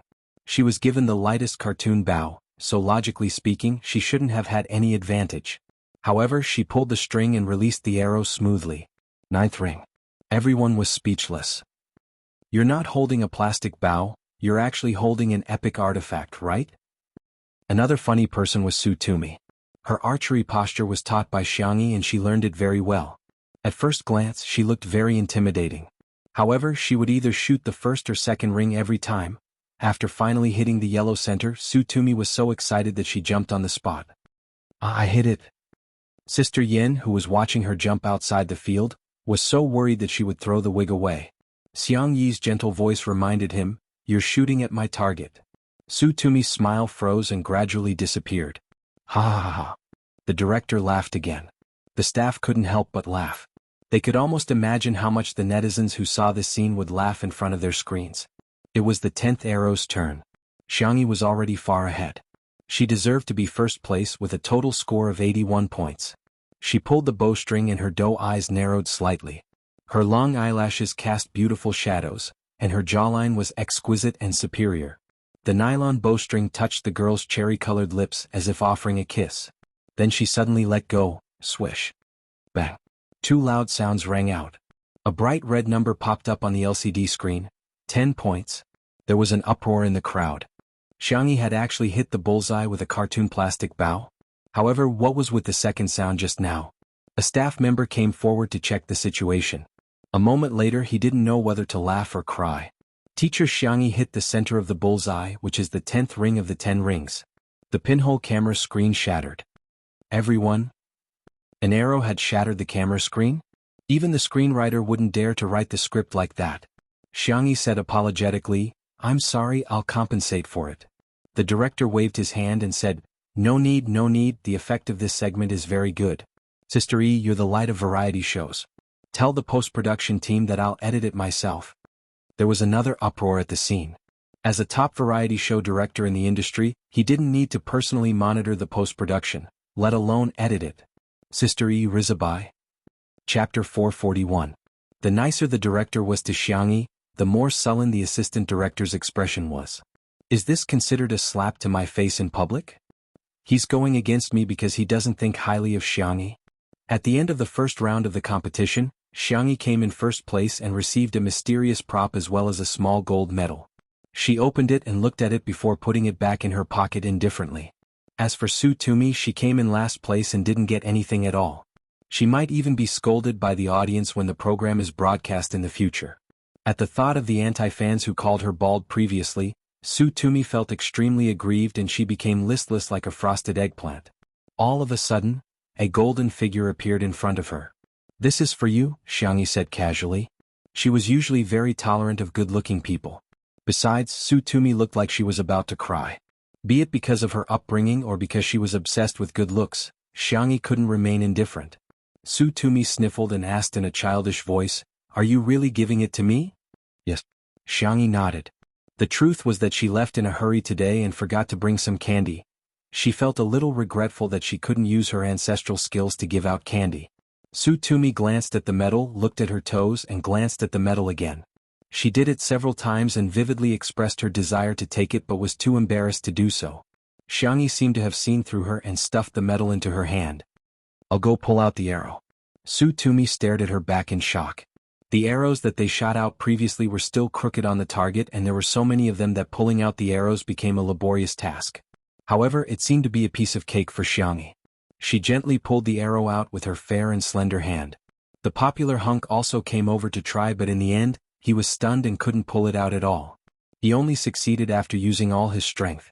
The corners of Sutumi's mouth curled up and she put the medal into her pocket properly. The filming came to an end. The second round of the mission was set to be a real-life counterattack, so they had to change the venue. The artists got into their respective nanny vans and raced against time to rest. Sister Yin was still trying to brainwash Sutumi. "To me, that Xiangyi is obviously up to no good. She just wants to ride on your coattails. Think about it. If a man were to do the act of gifting a gold medal, wouldn't it be greasy? Don't tell me she's trying to set herself up as the alpha leader or something. Don't be fooled by her." Sutumi fiddled with the small gold medal. The props made by the production team were quite exquisite and it seemed to be made of real gold. She said absent-mindedly, "Don't you think she and I are fated?" "Sister Yin? My anti-fans scolded me for being bald. Her nickname is Rabbit. Look, this is simply fate." Sister Yin was speechless. "Hey, do you know she really smells good? Her hair smells good, her clothes smell good, and her body smells good too. No, I have to ask her what kind of body lotion she uses." Sutumi lowered her head and sent Xiangyi a WeChat message. Sister Yin was speechless. Fine, I shouldn't have had any expectations for this silly girl. She shouldn't have had any. Everyone rushed to the venue of the real-life counterattack and rested for a while. The popular Hunk and Su Tumi's fans had all prepared support food trucks. One of them had snacks such as fried chicken and curried fish balls, while the other had drinks such as lemonade and milk tea. There were cheers at the scene. When one is tired from work, food is the best way to heal one. The assistant director ate the fish balls in big mouthfuls and complained in a muffled voice, "Tisk tiske, that person doesn't even have a support team. She's really miserable." Before he could finish, Chapter 442. Someone exclaimed, "Wow, there are so many food trucks. Which teacher's fan is this?" The assistant director smacked his lips and said, "They're probably fans of a few seniors. Anyway, it can't be Xianxi's fan. It'd be weird if she had one, ha." No one agreed. In the silence, his laughter sounded especially ear-piercing. Whoosh, the food trucks were arranged nicely. There were coffee, sandwiches, and small cakes. The most amazing thing was that there was even a barbecue truck. Everyone? Barbecue on the spot. Whose fan support is this? What a grand display. The crew members whispered among themselves. On every dining car, there was a small colorful flag in a conspicuous position. On the flag there were 4 words printed on it, "Spicy Tutu." Spicy Tutu? Whose fan is this? I think it's from Teacher Xianxi's fan base. An uncertain voice came from the crowd. The catering staff on the barbecue truck smiled and said, "That's right, we're Sister Yi's fan support team." In an instant, the assistant director even forgot to chew. His throat slid and he swallowed a whole fish ball. He choked until his eyes rolled back in discomfort. Xianxia actually had such a luxurious fan support team? How was that possible? The artistes present all had different expressions. They didn't expect a mere Xianxia to have such great appeal. Anan said excitedly, "Wow, Sister Yi, your fan club is really awesome." Xianxia said, "Didn't you and Mr. C help me with this? It's your fans." They were all very happy when they heard that you took on National Mass Workout. Anan showed her the chat history in the fan club. Seeing that someone said that they saved their breakfast money to support her, Xianxia frowned and said, "These must be very expensive. Calculate how much it costs and help me pay them back." Anan was stunned for a moment. "Sweetheart, this is a kind gesture from the fans. This kind of thing is very normal in the entertainment industry," Xianxia said sternly. "My fans don't need to spend money on me. I have money." Anan. "Alright, sorry to disturb you. I almost forgot that my darling is a Miss Perfect." He scratched his head and relayed Xianxi's message in the group. The group was instantly flooded with messages. "Wu Tutu is too gentle and spicy. But I just want to spend money on Sister Yi. What kind of peerless little angel is Xianxia Kak?" However, under Anan's insistence, the management still calculated the amount. Anan was taken aback when he saw the price. He typed, 4 dining cars only cost this much? The other party sent a voice message. "We only sent a barbecue truck. Is there anything else? Could it be a fan from an unofficial group?" Anan had created an official fan club for Xianxia. There was a strict vetting process for those who joined the group. They could be considered as Xianxi's most loyal and hardcore fans. Of course, there were also many groups created by fans. Anan was about to check again when he saw that Si Chuanbai had sent him a WeChat message. "Mr. C, there's no need to ask. The remaining 3 dining cars were arranged by Shi Sui." Nan how nan, huh? So Shi Sui is Sister Yi's #1 fan? I'll go tell Sister Yi now. Mr. C. I guess so. Si Chuanbai, who was in front of the screen, calmly pushed his glasses up his nose. He probably wasn't the #1 fan. He was probably the #1 suitor. However, his way of expressing his goodwill was too elementary. He didn't even inform Xianxia and had to rely on him and Little Colored Feather to assist him. Under Chapter 443. Just as Si Chuanbai had expected, Anan told Xianxia about the Shi Sui support truck as soon as possible. Xianxia said, "Ah, Senior, you're so nice. You're so thoughtful." Anan couldn't help but overthink. "Oh my, don't you think Shi Sui seems to treat you differently from others?" After all, he had been in the entertainment industry for so many years and was always on the front line. In his impression, Shi Sui had never been involved in any scandals with any female celebrities. Except for Xianxia. He heard that his team was very good at public relations. If a female celebrity tried to make him a couple, the post would be deleted very quickly. However, now there were all kinds of news, gossip, and posts about him and Xianxia on the internet, but Shi Sui's team didn't delete a single post. Xianxia asked in confusion, Hasn't he always been so nice? Ever since she was a child, Shui had always been gentle and gentlemanly. He was also impeccable when it came to dealing with others and was very popular with her brother. He was also liked by the elders. Anan opened his mouth and said, "I don't think so." While the two of them were chatting, Sutumi suddenly leaned over and exclaimed angrily, "Xianxia, why didn't you reply to my message?" Xianxia said, "Sorry, I didn't look at my phone." Sutumi pouted.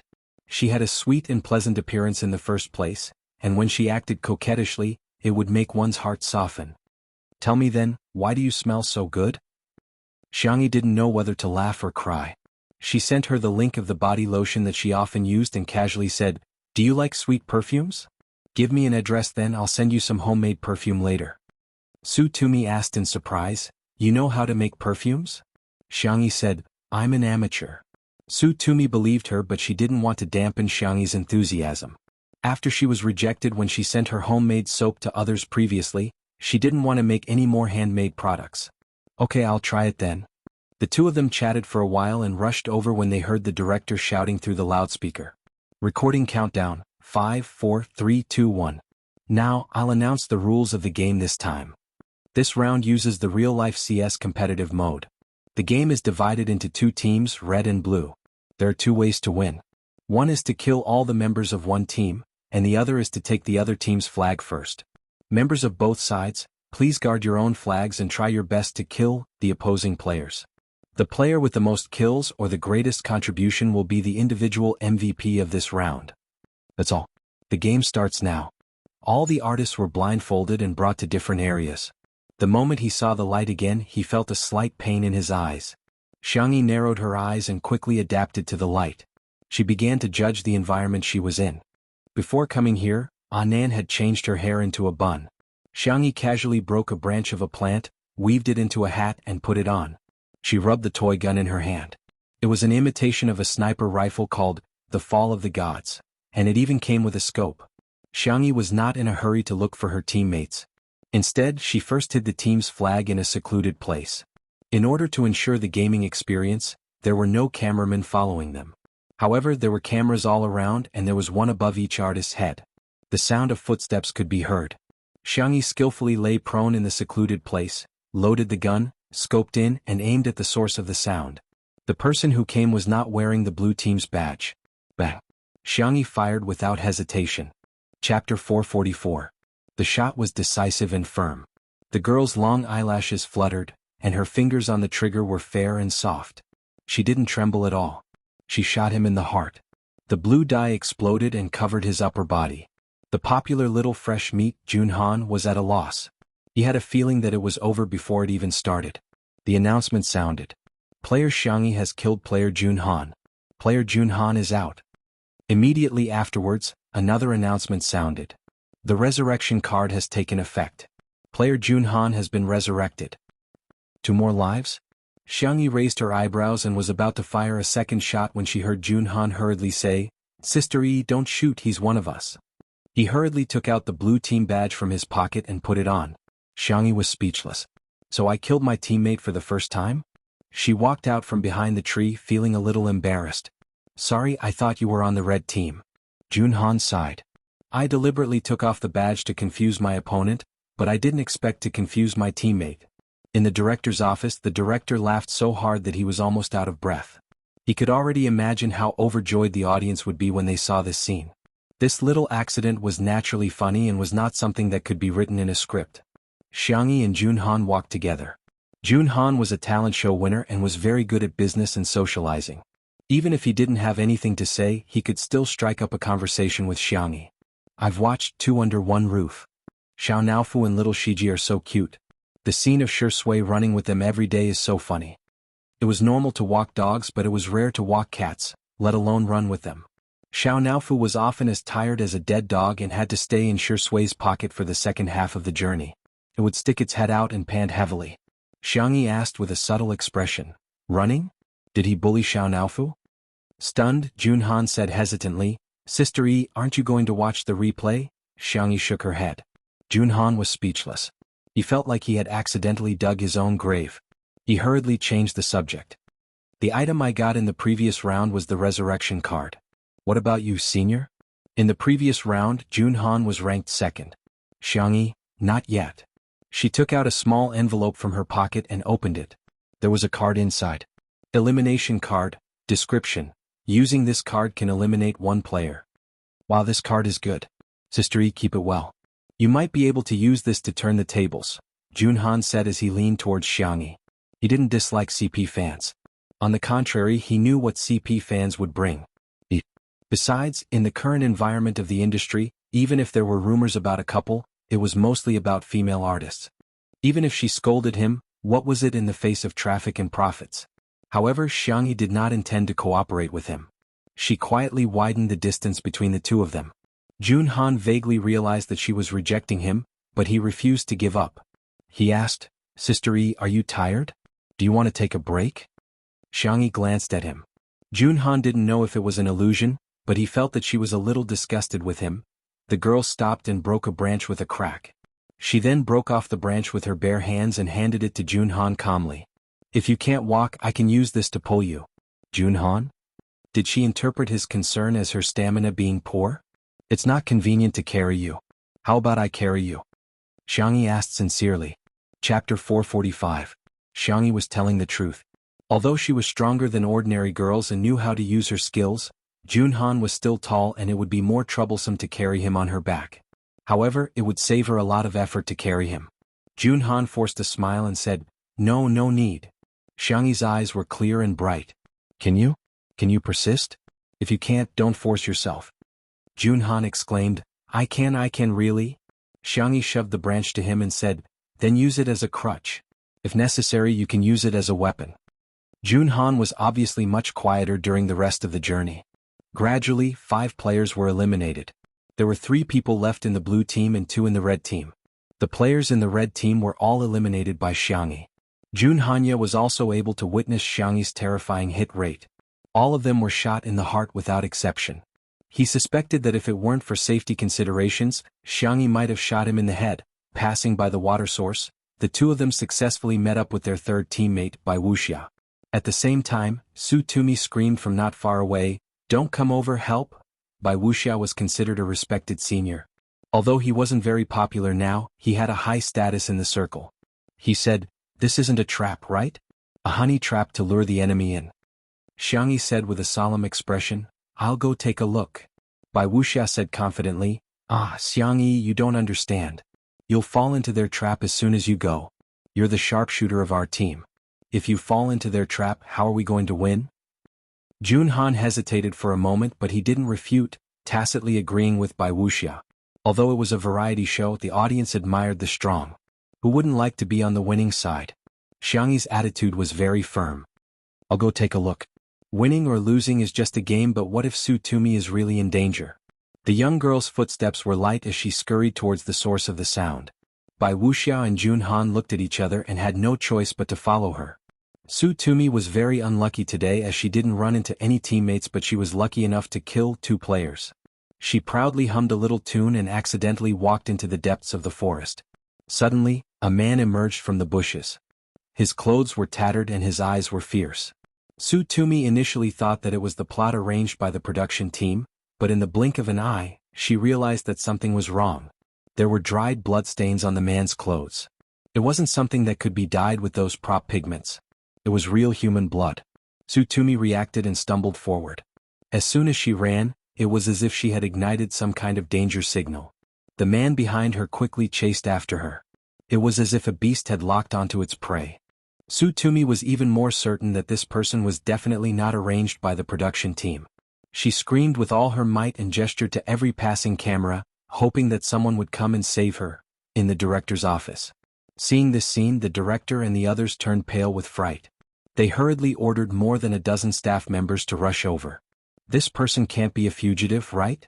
The assistant director gulped, his palms sweating nervously. If something happens, our program will be finished. The director's Adam's apple moved and he wanted to bear with it, but he couldn't. He cursed, Is life important or the program important? Can you be a damn human? The atmosphere was tense and everyone felt as if there was a sword hanging in their hearts. They were so nervous that their palms were sweaty. Chapter 446. Someone suggested, Aren't Junhan and the other artistes nearby? Why don't we let them rush over first? However, someone soon retorted, how can we do that? What if that man has a weapon? It's too dangerous. Everyone was full of regret. They thought that they had made full preparations, but who would have thought that such an accident would happen? Suddenly, the director exclaimed, Xianxia is going over. Ha! In the lush and deep jungle, Xianxia's footsteps were light and she ran extremely quickly. She rushed to the source of the sound as quickly as she could, but there was no one around. There were only traces of the grass being crushed. Every artiste was equipped with a headset for emergency communication. The director hurriedly contacted Xianxia and said, Su Tumi is not far from you, she's right in front of you at 3 o'clock. Before she finished speaking, she had already followed the traces on the ground and ran straight. Somewhere behind the bushes. Su Tumi's mouth was covered by a pair of dirty hands and she felt suffocated. At first, she could still make some muffled sounds, but soon she didn't even have the strength to make a sound. Tears rolled down her cheeks. Su Tumi never thought that she would encounter such a thing. For a moment, she even felt that perhaps dying here would be the best outcome. Otherwise, what should she do when the entire entertainment industry finds out about this? The sound of the man's rapid breathing came from behind her, accompanied by the rustling of clothes. Su Tumi closed her eyes in despair. Bang! Two voices, one after the other, suddenly rang out.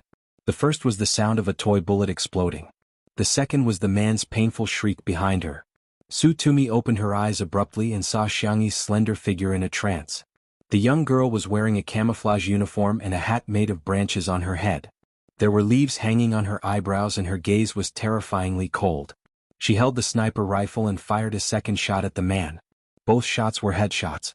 Although it was a toy bullet, it had a certain degree of lethality, let alone a fragile part like the head. The man fell to the ground in pain. He cursed and tried to take Su Tumi hostage. Su Tumi was so scared that she even forgot to escape and struggle. She was dumbfounded. Seeing that the man was about to succeed, Xianxia leaped forward and began fighting with him. The man's skills were unexpectedly good, and the two fell into a stalemate for a while. Junhan and the others had rushed over as well. Upon seeing this scene, Junhan tightened his grip on the walking stick that Xianxia had made for him earlier. He asked hesitantly, Senior, should we go over and help? Wuxia coughed. Well, why don't you young people go? I'm already so old, so I won't join in the fun. His eyes were very sharp. He had just seen a bulge in the pocket of the man's shirt. It looked like a knife. Only a fool would save a damsel in distress. This was not an act. The most important thing was to protect his own life. Junhan? In fact, he didn't dare to. Not everyone had the courage to face such a thing. Junhan took a few steps forward hesitantly, and his calves began to twitch. He gritted his teeth and was about to step forward when he realized that the man had taken out a fruit knife, making him shiver in fear.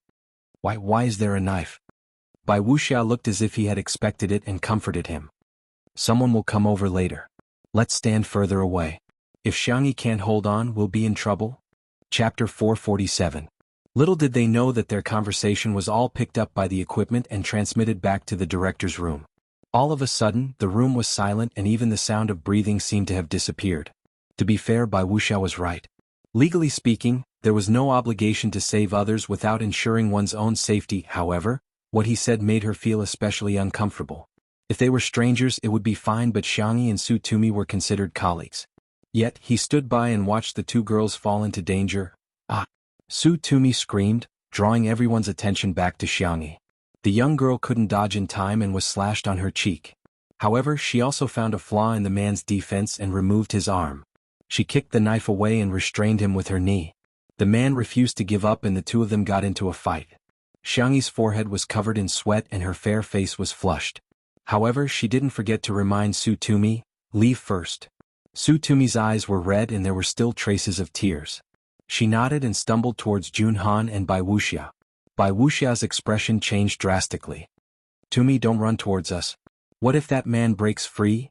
Su Tumi immediately felt like she had been splashed with a basin of ice water as she felt cold from head to toe. She pursed her lips and wanted to say something, but she didn't have any strength at all. Su Tumi remained silent and moved in another direction to stand further away from Wuxia. Wuxia was still dissatisfied and he complained to Junhan, the bad guys were targeting the two of them in the first place. Aren't they afraid of implicating us? Their EQ is really low. Junhan ignored him and kept his gaze fixed on Xianxia. The wound on the girl's face was bleeding continuously, staining half of her face red. She was supposed to be a pitiful little girl hiding behind a man, but somehow, she had the explosive power and ferocity to fight the vicious gangster alone until now. In that second, shame defeated cowardice and courage defeated cowardice. Junhan roared to give himself some courage and rushed forward. Coincidentally, the man almost broke free from Xianxi's shackles, but Junhan hit the back of his neck with his crutch and he groaned in pain. Junhan helped Xianxi hold him down. After all, he was a grown man and was quite strong. Even so, the two of them almost failed to hold each other down. Fortunately, the staff arrived in time and tied him up with ropes in a flurry. Soon the police arrived. Before the man was taken away, he glared viciously at Xianxi. Xianxi looked at him calmly. There was no fear or hatred, only indifference in her eyes. It was as if from the bottom of his heart, he didn't care about the person in front of him at all. The dust settled. The director announced the end of the filming and called for an ambulance to take Su Tumi and Xianxi to the nearest hospital. Dong Mei was a stay-at-home mother. Today, she brought her child to the hospital for an intravenous drip and happened to bump into the crew of National Mass Workout, who came to the hospital. She poked her head in curiously and found that the doctor was applying medicine on Xianxi's face. Hence, she secretly took a photo and posted it at night. Meihua Xiangzi Kahanlai. I'm really speechless. Are celebrities superior to others? She just suffered a minor injury. Is there a need to make such a big fuss? I also asked around and found out that this celebrity is called Xianxi. I've never heard of a small-time celebrity, let alone a major one. I'm furious. Chapter 448. Because this Weibo post included Xianxi's name, there were dozens of comments in less than 2 minutes. I'm dying of laughter. It's just a minor injury. If she went to the hospital a little later, she would have recovered. Ha, this is how medical resources are wasted. More than a dozen people are circling around her. Isn't she the little princess? Blogger, you're calling her a small-time celebrity. Be careful that her fans don't come and bite you. Her fans think she's an A-lister. There were also some spicy Tutu fans who noticed this Weibo post and raised their own doubts. Celebrities are humans too. If ordinary people can go to the emergency room, can't celebrities do the same? Look at the schedule posted by the official fan club. Sister E is filming National Mass Workout today. For example, if you get injured at work and your colleagues accompany you to the hospital, what's wrong with that? Sister E injured her face.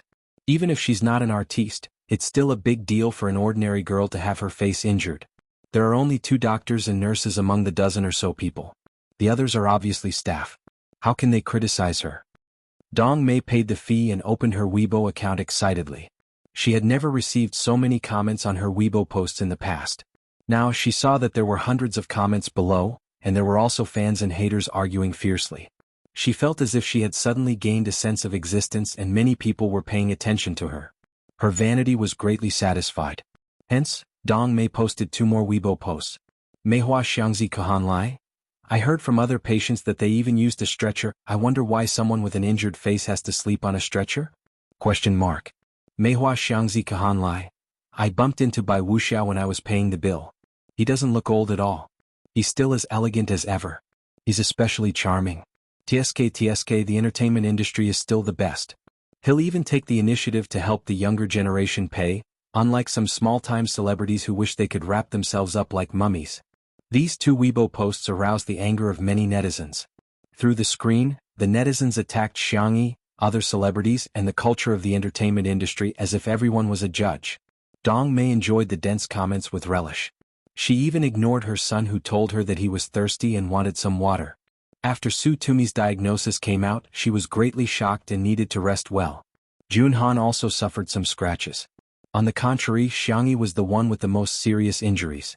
There were bruises on her arms and knees. Her left wrist was slightly fractured. The skin at the corner of her mouth was cut. There was also a knife wound on her face. Little girl, your wound may leave a scar. The doctor sighed. He heard about Xianxi's heroic act and felt that it was a pity. But he was afraid that Xianxi would be sad, so he comforted her. But don't worry, the medical technology is very mature now. If it's done well, there won't be any scar.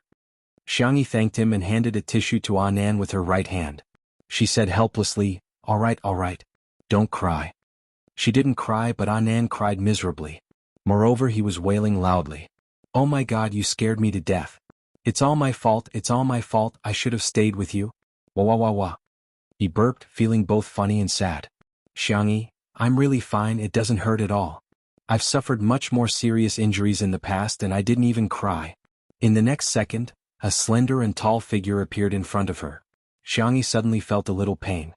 Chapter 449. Shui strode into the emergency room and saw Xiangyi sitting obediently on the treatment chair. Her eyes were clear and bright as she looked at him quietly. The heavy stone in his heart finally fell to the ground. He subconsciously heaved a sigh of relief. However, when he saw the gauze on Xiangyi's face and wrist, his brows furrowed. The man's Adam's apple bobbed. Words of concern were on the tip of his tongue, but he didn't know how to say them. All the formalities and etiquette had lost their effect in front of her. Instead, Xiangyi spoke first. Her voice was soft and tender. Shui. Shui suppressed his fluctuating emotions. Yes. I'm hungry. The girl was a little aggrieved. I miss Xianxia. The softest corner of her heart felt as if it had been bumped lightly. There was an indescribable sourness and warmth. Shui raised his hand and rubbed her hair. I left a tablet in the living room. You can video call Xianxia. I'll go buy you some food. Xiangyi was stunned. Does he know that Xianxia isn't an ordinary kitten? As if seeing through her thoughts, Shui whispered, This is our little secret. Thump thump. His heart was beating wildly as if fireworks were being set off. Bang bang bang bang. Xiangyi's expression was still calm, but the tips of her crimson ears betrayed her. Shui went to buy food while Xiangyi was in the lounge. She made a video call. It only rang twice before it was picked up. A magnified cat face appeared on the screen. Xianxia cried anxiously, Meow. Meow meow. Stupid woman. How are you? It's me, I'm fine. Don't worry. Xiangyi's tone was gentle as she comforted it. Have you eaten? Meow meow. Meow. Xianxia saw the wound on her face. Its ears drooped and its bright eyes were filled with tears. Its furry paws gently touched Xiangyi's face through the screen. What a stupid woman, stupid woman. Always injuring herself, Xianxia suddenly felt that it was useless. If only it was a ferocious tiger, it could protect this stupid woman from being bullied by bad guys. Although it didn't want to admit it, it had to admit that it could only be a useless kitten. Little Shiji leaned over and nudged Xianxia with his creamy yellow head, seemingly trying to comfort it. After Xiangyi video called them for a while, Shui came back with the food. When the director of National Mass Workouts saw him, he was extremely surprised. He didn't expect that someone like Shui would lower himself to buy food for Xiangyi. Are you here to see Sister Yi? The director still had a lingering fear when he recalled the scene where Xiangyi fought with the bad guys. He sighed and said, Fortunately, Sister Yi was here. Otherwise, the consequences today would have been unimaginable. What if Su Tumi was really? Not only would Su Tumi be traumatized for the rest of her life, but everyone in the production team who had a conscience wouldn't forgive themselves either. Shui nodded in greeting, his attitude slightly cold. It was very different from his usual gentle and quiet way of dealing with people. The scriptwriter looked at his back and whispered, Shui is so cold and aloof. The director smiled bitterly. How is this cold and aloof? He's angry. However, it turns out that a person like Shui, who is so meticulous in every aspect, would actually give others a cold shoulder? Kacha.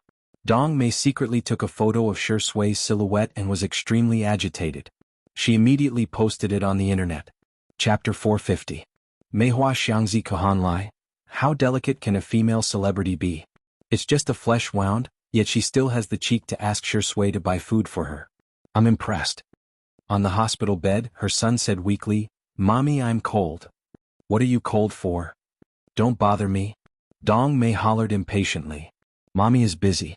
The child pursed his lips and fell silent, watching his mother play with her cell phone.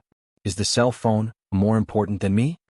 Dong Mei swiped her fingers and scrolled through the comments on Weibo, thinking that she would still see the netizens arguing or asking her to expose more information. To her surprise, the scene changed abruptly. Did Shui visit her? I sure bought food for Sister E, but I got candy. Hee, I'm going to piss you guys off. Shui just likes our mediocre Xiangyi. Oh my god, am I the only one who noticed that Shui is wearing slippers? The pair that he wore at home during the live stream. So he came here to see Sister E? KSW. Dong Mei was dumbfounded. What's going on? Why isn't anyone criticizing Xiangyi anymore? In fact, there were still people who were criticizing her, but there were too many people who were indulging in candy. Hence those comments were pushed down. However, Bai Wuxia, who was feeling guilty, accidentally saw this post on Weibo and hurriedly got his team to buy a trending topic. Hashtag Xianxia acting like a big shot. Hashtag he felt that the netizens didn't care about the truth, but rather they just needed to vent their emotions. Hence, he wanted to take advantage of the situation and push Xianxia to the peak of public opinion while he pretended that nothing had happened. He could even create the image of an old senior who didn't want to become famous. The power of trending topics was terrifying. As soon as the words were posted, countless netizens clicked on them. When everyone saw Dong Mei's news, the words acting like a big shot, superior, and medical resources easily stirred up emotions and poked at their sore spots. All of a sudden, the netizens got excited and pointed their keyboards at Xianxia. No way, no way, no way? She's acting like a big shot? Oh, so celebrities are the privileged class now? Can't you treat this kind of minor injury yourself? They just had to occupy medical resources. Our country's doctors and nurses are already overworked. Don't you know how to reduce the burden on the medical staff? For a time, Xianxia was once again caught in the whirlpool of the storm. Bai Wuxia also secretly bought some internet water army and bragged that he cared for the younger generation and did not put on airs. Unexpectedly, he received a very normal effect. Teacher Bai is so nice, where else can you find such a senior? When Bai Wuxia became popular, Xianxia was still drinking milk. She wants her senior to pay for her? That doesn't make sense. Senior White's acting skills are so good, but he doesn't have any roles or resources. On the other hand, a powerless artist like Xianxia relied on live broadcasts to become famous. I'm speechless. Just as the netizens were flaming him the most, the director of National Mass Workout posted on Weibo. Laoju next door, I was too busy just now and it was chaotic. Now, I want to clarify that Xianxia V is not acting like a big shot. Today, during the recording of the show, an accident happened. Xianxia was injured because she was trying to save someone. In addition, her injuries in the ambulance were not minor either. She had a knife wound on her face and a fractured wrist. At that time, there were other injured artists in the ambulance. The three of them were squeezed into one car. Our staff drove the car ourselves, so there was no issue of occupying medical resources. Netizens, please think carefully. Be careful with your words.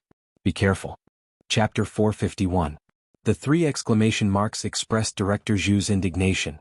Having been in the entertainment industry for many years, he could tell at a glance the twists and turns behind the hot search list. However, on account of Bai Wuxia's seniority, he didn't mention the fact that Bai Wuxia left Xianxia in the lurch. The netizens who were scolding Xianxia were dumbfounded. What? Is Xianxia really that good?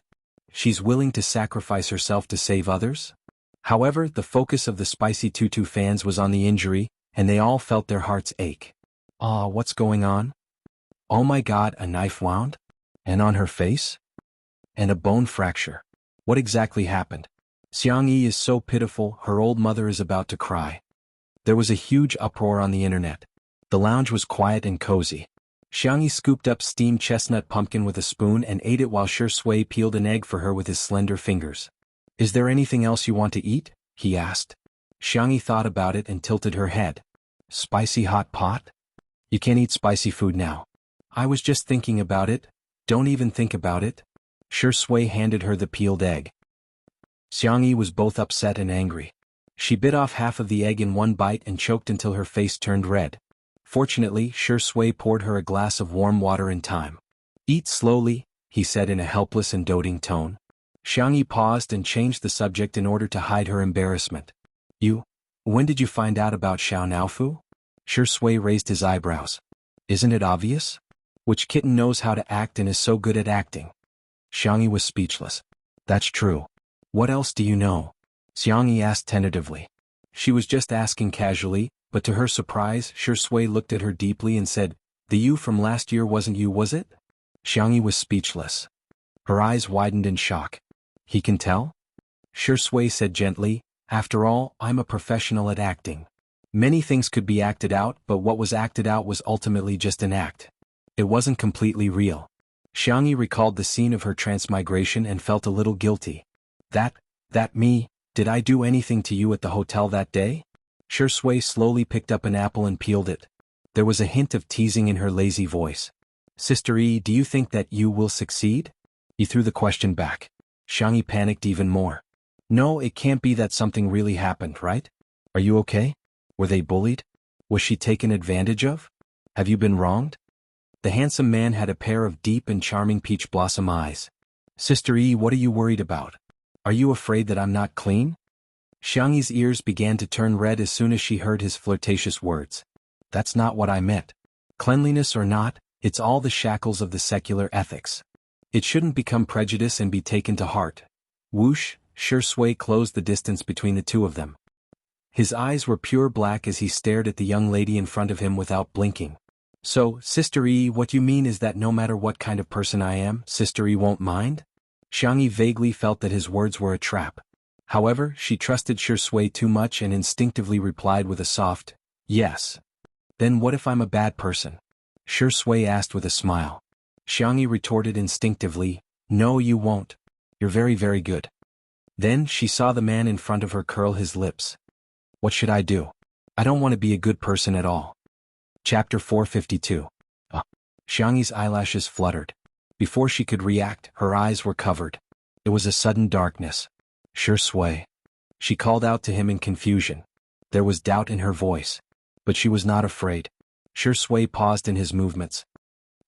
You? Xianxia bit her lower lip and hesitated for a few seconds before asking, are you going to kiss me? Shui was speechless for a moment. Although he wanted to be a bad guy from the bottom of his heart, after being exposed he felt a little embarrassed. The rational person in his heart and the devil person were in a fierce confrontation. Xianxi's face was completely red. Even her voice was trembling, but she still pretended to be calm and indifferent. Then you can kiss me. Bang. It was like fireworks bursting in the sky at the end of the century. Her heart was racing at the speed of a 100-meter dash. Her ears were filled with chaotic noises. For a moment time seemed to have stopped. Shui's clear throat moved. His voice was a little hoarse. Sister E, do you know what you are saying? Xianxia said, Anan told me a phrase recently. I think it makes sense. I think I'm a little like an old pervert. Shui was stunned for a moment. After a moment he laughed involuntarily. You're really, whoosh? Her heartbeat slowed down. It was as if she had rolled on cotton candy in the clouds, wrapped in sweetness. Xianxia waited for a long time but he did not kiss her. She was a little nervous. She felt that Shui treated her differently. But she was not sure how much Shui liked her. Was it the same as her or was it different from her? But now he was not even willing to kiss her, so it might be the latter, because of the visual barrier. What she did not know was how hot and lustful the man in front of her was at this moment. He wanted to eat the little rabbit in front of him. He did not want to be a good person. Yet he wanted to be a good person for her. Shui leaned close to her ear, and the warmth of his breath fell on the girl's slender white neck. Do you like me? Xianxia said calmly, yes. Not a fan of mommies? I'm sorry I've become a fan. It was dark in front of her, but her hearing was magnified. She keenly heard Shui's low and deep laughter. He said, Sister E, then I'll take it as you confessing to me. Xianxia, was there something not quite right? There's no need for that. Shui's words made Xianxi's heart sink to the bottom of the valley like a roller coaster. Then there was a turn of events as if he had ascended to the clouds. Wifey fan, do you want to try? Xianxia suddenly pulled his hand away. In a moment of carelessness she used her own broken hand. The pain made her suck in a breath of cold air. Shui frowned slightly and pressed down on her restless hand. Don't move. The girl's doe eyes were bright. Do you like me? Shui did not answer. Clearly, in countless movies and dramas, he could confess to unfamiliar actresses. But at this moment, facing Xianxia, he felt embarrassed. He looked a little helpless, licked the corner of his mouth and was about to say something when he heard Xianxia say firmly, You like me. She used a statement which was firm and full of courage. Shui was infected by her and there was a happy smile on his face. Yes, I like you and you like me too. Xianxia coughed and raised her chin proudly. Then we are in love with each other. Then do you want to be my boyfriend? Chapter 453. In the lounge, it was so quiet that only the sound of each other's breathing could be heard. Even the air seemed to have been tainted with a hint of sweetness. Xianxia asked too frankly. Probably because of her upbringing, she never felt that love was something that couldn't be said out loud. Love was meant to be expressed. Actions and words were both ways. Shui also answered naturally, Okay. He paused and smiled. But I should be the one to say this first. Xianxia, then let's pretend to do it again and you confess to me. A sly look flashed across the girl's eyes, like a little fox. But it was especially cute. Shui was especially cooperative as he straightened his tie and cuffs in a serious manner. He even picked up a rose from a vase and said in a very ritualistic manner, "Xianxia, would you like to be my girlfriend?" Xianxia nodded her little head. Okay, boyfriend." The girl was childish and her smile was pure and bright. Shui picked up a half-peeled apple and was childish with her. "Girlfriend, do you want to cut the fruit into small pieces?" Xianxia gestured with her hands. "Boyfriend, I want it this big." The two looked at each other and couldn't help but laugh at the same time. Shui quickly peeled the apple and the skin was not broken at all. Xianxia sat on the bed wrapped in a blanket, eating the apple that Shui fed her, and her happy little legs dangled in the air. When Anan came in he saw her sweet and silly smile. How did Sister Yi become so stupid? Anan strode forward and reached out to touch Xianxi's forehead. "Good girl, do you have a fever?" Before he could touch the corner of the girl's clothes, his hand was stopped halfway by a pair of big hands and tightly shackled. Shui said neither too fast nor too slow, "There are differences between men and women." Anan blurted out, "You're already in the same room as Sister Yi. Aren't you a man?" "He's my boyfriend." After Xianxia said that she felt like a show-off. She shyly wrapped the blanket more tightly. "Anan?" His eyes widened as he looked at Shui in disbelief. Just like that, Shurindi was promoted? It took a few minutes for Anan to accept this reality. He gulped and said, "Good girl, if your brothers find out, what are we going to do? What will they do to Shurindi's legs?" "Crack?" He made a gesture to interrupt. Xianxia said, "No, I'll protect him." Shui smiled. "Thank you, Sister Yi. It's great to have Sister Yi around. It's normal for a girlfriend to protect her boyfriend." Xianxia looked calm on the surface, but her little body was twitching again. Anan looked at this scene in shock. "Shurindi, why are you acting so natural with your gigolo face?" He risked his life and said, "Shurindi, if you act like this, your fans might think that you're living off a woman." Shui raised her eyebrows. "Can anyone live off a woman?" Anan, this? Many people can live off Sister Yi, but I'm the only one who can live off Sister Yi." Anan's eyes started to glaze over. "Who is it?" Shui's eyes suddenly turned sharp and shot out of the lounge. Anan quickly went to open the door and found a woman in her 30s secretly taking photos through the crack of the door with her phone. He said with a sullen face, "Madam, please delete the photos or videos." Being discovered, the woman panicked at first, then muttered softly, "Why are you being so fierce? Aren't celebrities supposed to be photographed by others?" Chapter 454. Anan was speechless. Celebrities also have their personal time and space. You're violating their privacy and portrait rights." Dong Mei saw that the other party wasn't tall and had colorful hair. He looked like a hooligan, so she didn't take Anan seriously. She lied through her teeth, "I didn't take any photos, I was just looking." "Who took any photos? Don't talk nonsense and slander people. Which law says that ordinary people can't look at celebrities when they meet them?" Anan took a deep breath and resisted the urge to pull her hair. He tried his best to calm down and said, "Give me your phone. You can leave after I delete the photos." Dong Mei's eyes darted around and she had to stir things up. "My phone is my private property. Why should I give it to you? You're invading my privacy. Don't come over. Someone nurse. Someone is robbing me." Anan was so angry that his head was buzzing. She was allowed to invade other people's privacy, but it was a crime for other people to legally defend their rights? He had never seen such double standards. Her voice was loud and the commotion was too loud. A nurse immediately rushed over to understand the situation. Dong Mei made the first move. "It's him. Nurse, look at his hooligan appearance. He even wants to snatch my phone. Your hospital service is really bad. How can you let such a person in?" Anan was speechless. The nurse had a headache and could only persuade both sides. Anan was still arguing, but when he turned his head, he found that the woman had sneaked away. F***ck, what kind of person is this? The difference between people is bigger than the difference between a human and a dog. Damn it. Si Chuanbai had just gotten out of the elevator when he heard a certain little girl with colorful hair swearing. He coughed lightly. The next second, Anan quickly changed his words. His mother's mother is called Grandma and his father's father is called Grandpa. Si Chuanbai's eyes were full of smiles, but on the surface he still looked like a serious elite. What happened? Anan reluctantly recounted the whole story. Si Chuanbai frowned.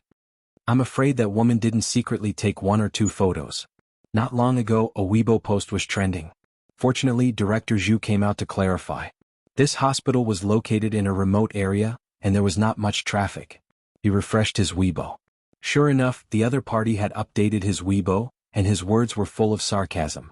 Meihua Xiangxia Kahanlai, oh my god, I can't stand how pretentious this female celebrity is. She even needs her assistant to feed her when she eats. What was even weirder was that there was a little hooligan beside her. His hair was dyed in different colors and he looked like a delinquent. I only took a few photos and he actually scolded me. Luckily, I was quick-witted and insisted that I didn't take any photos. He couldn't do anything to me. In addition to the text, she also attached a few pictures that she had secretly taken. Dong Mei was proud of her cleverness. She had set the settings that she could only comment if she followed someone. Now her Weibo followers had increased from dozens to thousands. She was very excited. If it could rise to tens of thousands or hundreds of thousands, wouldn't she be able to become famous on the internet just by scolding celebrities? How could he earn money while lying down at home? She didn't expect that she would fail this time. And it was a thorough search. As for the untimely couple fans, they welcomed another wave of celebration. What assistant? This is Shuringdi. Shuringdi is feeding Sister Ich. I'm dead. Why are you feeding her with your hands? Use your mouth. Use your mouth. Do you hear me? Chapter 455. The group of fans chewed on the candies and screamed like groundhogs. This couple must be the most genuine couple in the entertainment industry, right? The sweetest, right? It's not a loss to invest in them. Shui's sister and Spicy Tutu's fans felt a little strange. Most people hoped that Shui and Xiangyu would be beautiful on their own, but the two of them were so close. They really couldn't help but think about it. Could it be, something's really going on? For a moment, the fans of both parties were discussing what to do if this couple was real. In addition to the couple, Dong Mei was also ridiculed by a large number of netizens. I'm dying of laughter. You don't even know who Shui is and you keep calling him an assistant. You're twisting the facts, you know? Anan's little colorful hair has offended you. It's clearly very artistic. Even ordinary teachers can't dye it that way. The blogger's smug face is really disgusting.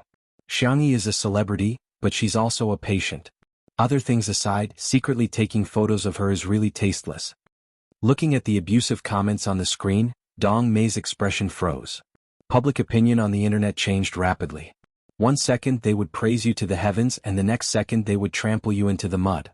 Those who used public opinion as a sword to kill would definitely die by the sword. She deleted the latest Weibo post dejectedly, trying to pretend that nothing had happened. Unexpectedly, the netizens scolded her even more fiercely. Oh, you're feeling guilty already? Are you there? Why aren't you jumping out and prancing around? Are you visiting your mother's grave? Secretly taking photos is illegal. Be careful. Tutu Brother V's lawyer's warning letter. Dong Mei panicked and trembled as she typed. Meihua Xiangxia Kahanlai. I'm just an ordinary single mother who came to the hospital with her child and happened to bump into a celebrity. I don't know anything about the entertainment industry at all. I was just casually complaining, but I didn't expect it to attract attention. Let me go, stop scolding me. As soon as this Weibo post was posted, some people's hearts softened when they saw the words single mother. They were all humans and had compassion. At the thought of a woman raising a child, it was indeed not easy. Hence, many people not only stopped scolding her, but they also deleted their previous comments. Dong Mei saw that the comment section gradually calmed down and heaved a sigh of relief. Suddenly a nurse shouted, "Whose child is this? Why don't you think so?" Dong Mei went over with the intention of watching a good show. She didn't expect that the one who fell down the stairs was her son. The child's knees were bruised and his palms were scraped. The drip bottle was broken and the needle in his hand was bleeding again. It was a shocking sight. The nurse was carefully removing the needle for him. "Mommy, I'm not in pain." The child's eyes were wet. "I can't find you. Where did you go?" The surrounding people looked at him strangely, as if they were silently criticizing him. A fire of annoyance rose from the bottom of Dong Mei's heart. "Who told you to look for me? If you just stay there obediently and get in 4 drip, do you know how to fall? You only bring me trouble every day." The child trembled in fear and said timidly, I just want to go to the toilet." An old granny next to her said unhappily, "The child is so young. How can you leave the child alone? As a mother, you are too magnanimous." "It's none of your business, old woman." Dong Mei roared and grabbed the back of her son's collar. "You're so annoying. How old are you? Can't you go to the toilet yourself?" The child was already at his limit when she grabbed him. He was so scared that he instantly peed his pants. The response he got was a slap from his mother. Chapter 456. Smack. The crisp sound made the people around them shudder in fear. Dong Mei scolded, "Will you die if you hold it in for a while longer? You're already so old, yet you still wet your pants. How disgusting. Are you deliberately trying to embarrass me? Why did I give birth to a son like you?" The child's face turned pale as if he had done something terrible. He was so scared that his body began to tremble. The old lady from earlier said angrily, "What kind of mother are you?" The other passers-by were also very indignant. Not far away, a young man had recorded all of this on video. Dong Mei acted like a shrew in the hospital and scolded all the passers-by who were criticizing her. Only then did she take the child back to get an intravenous drip. The child was wearing soaked pants and didn't dare to speak or sit down, for fear of dirtying the hospital chair. There were still nurses who couldn't bear to see him like this and found a pair of hospital pants for him to change into. "Thank you, sister." The child thanked her obediently. "You're welcome." The nurse smiled at him and raised her hand to ruffle his hair.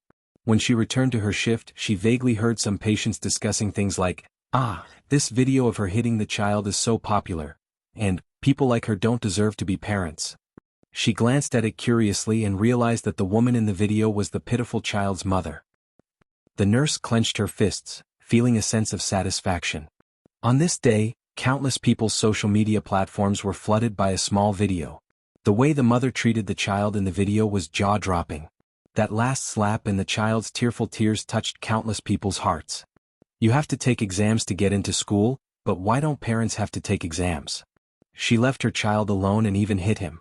Is this mother her biological child? After watching this video, I realized that not everyone in this world is worthy of being a parent. The anger of the netizens was astonishing.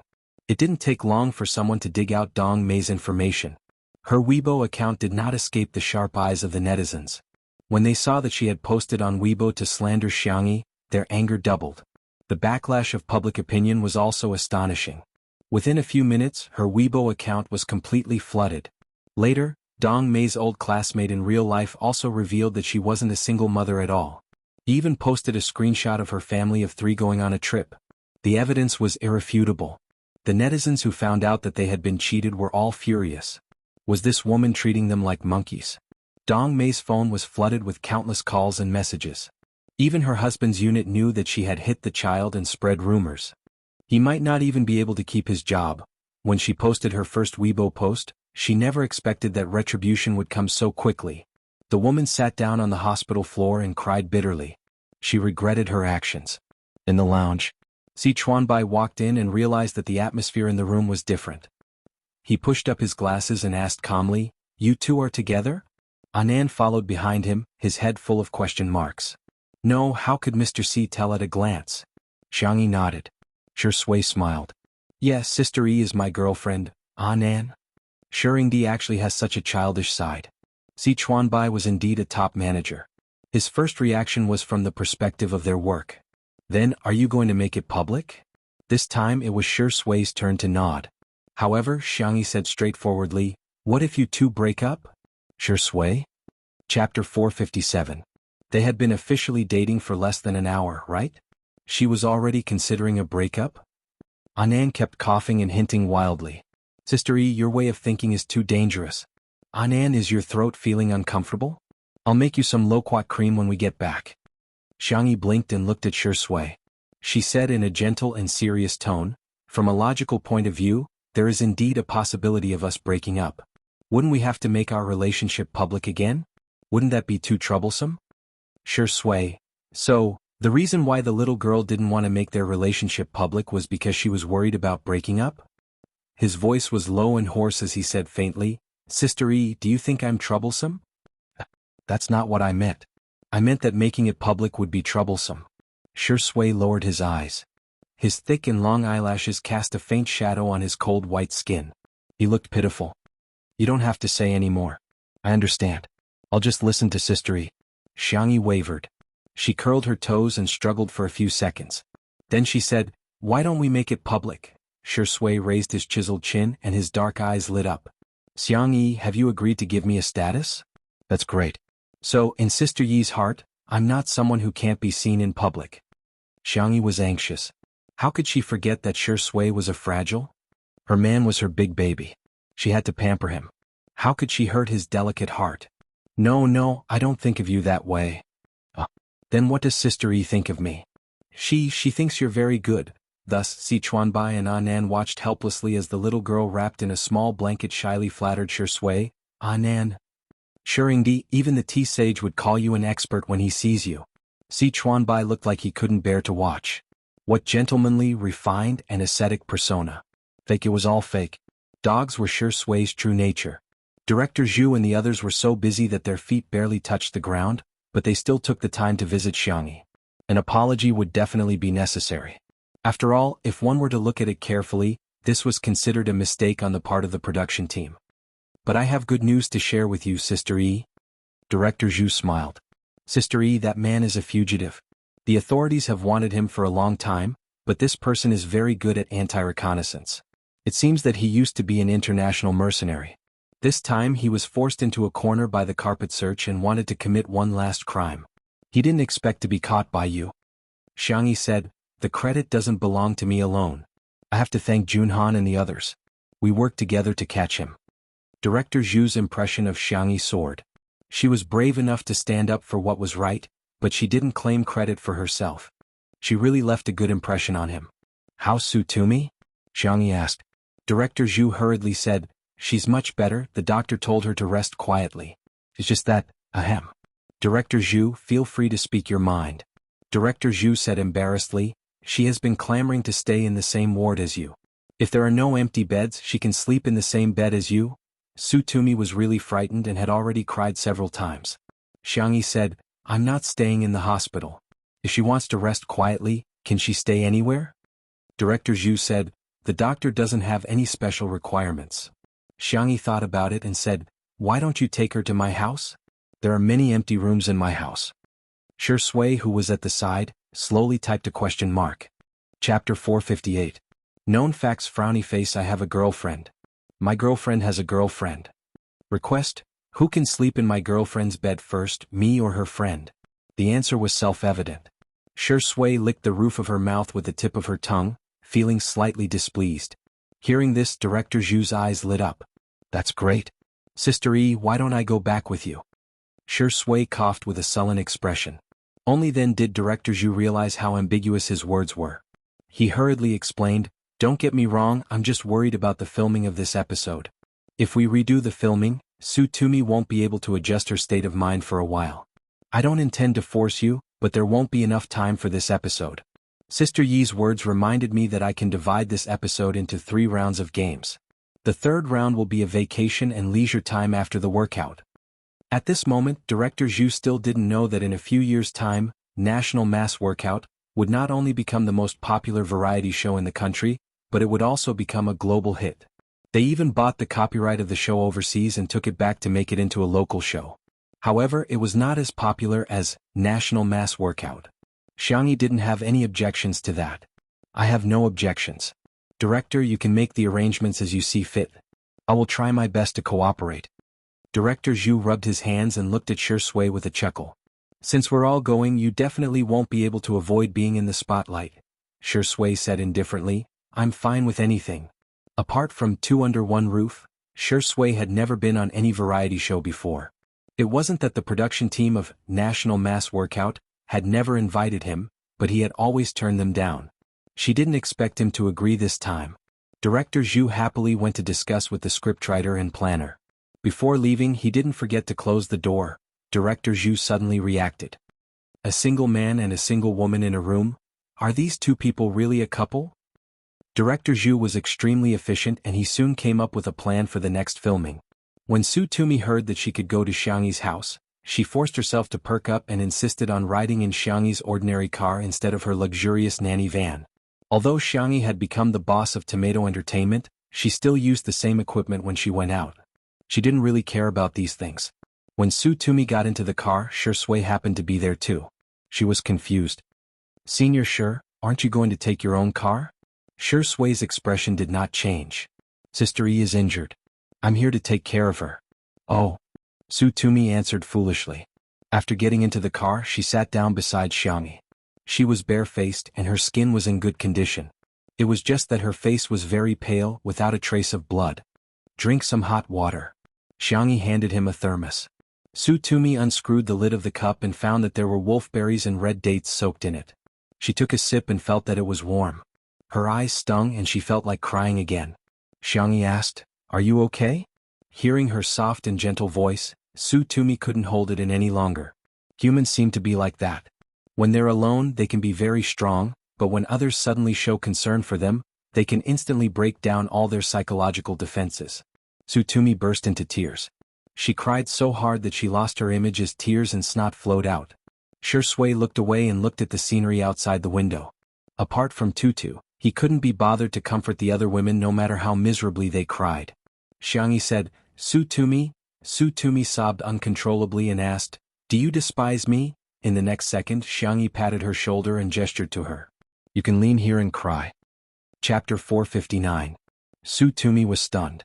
The young girl in front of her had a calm gaze that seemed to be immersed in the gentle moonlight.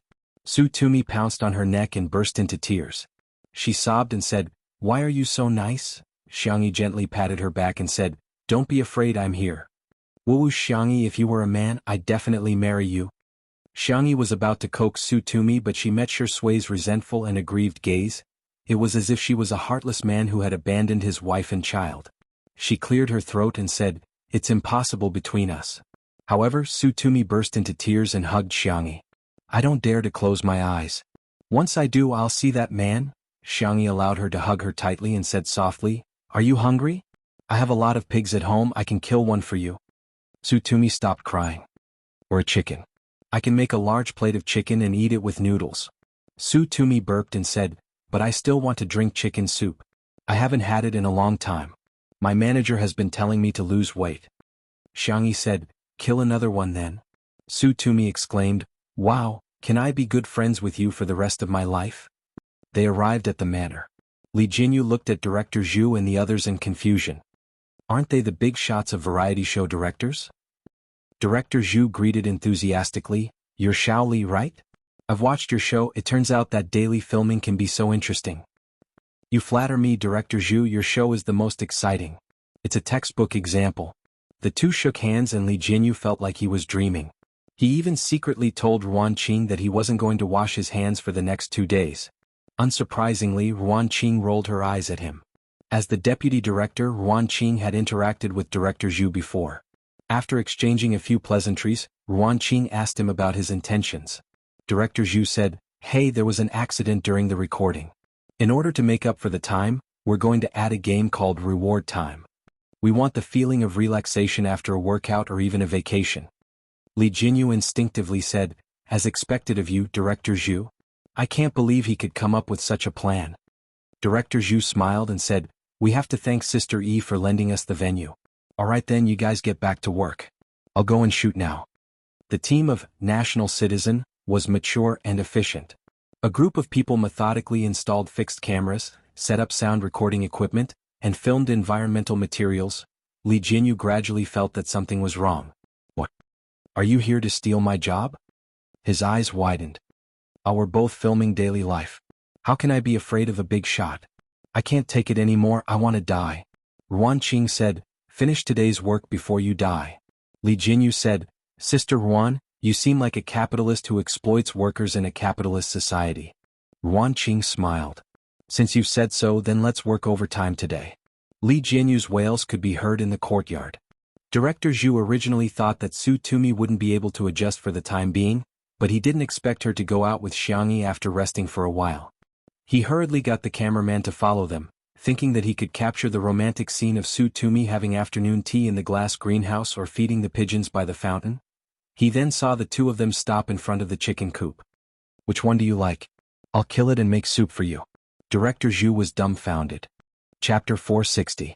Tumi's eyes lit up and she exclaimed, that one. It looks very tasty." Director Zhu was dumbfounded. "Shouldn't you decline at such a time? Why the hell did you just choose the chicken? Don't you have the burden of being an actress?" Xianxia nodded and said calmly, "Okay, kill it." Director Zhu was dumbfounded. "Oh my god, Sister E, do you still remember that your hand is fractured?" "She killed it just like that." She's simply a domineering queen who has the power to kill. However, he also had to admit that the variety show was superb. The natural laughs were far more exciting than the ones that were carefully written and acted out. Xianxia took Su Tumi for a stroll and happily picked up 2 old hens, a lamb and a few fish in the fish basket. She released the small fish and only kept the 2 big ones. Although Xianxia wanted to do it herself, she was still stopped. The final plan was that everyone would process the ingredients together and the recipe would be decided by Xianxia. It had to be said that such an atmosphere of cooking together added a touch of warmth to the film. Jun Han, by Wuxia, and the others followed Shui to process the ingredients and recorded a lot of material. Unlike the others who kept a low profile, Bai Wuxia had been striking up a conversation with Shui, creating the feeling that the 2 of them were close friends. Seeing that he was trying to ride on Shui's coattails, Jun Han felt uncomfortable both physically and psychologically and quietly distanced himself from him. As for Su Tumi, she was placed in front of the French window. The incense burner on the table was filled with a soothing incense and there was a cup of hot and sweet milk tea beside her hand.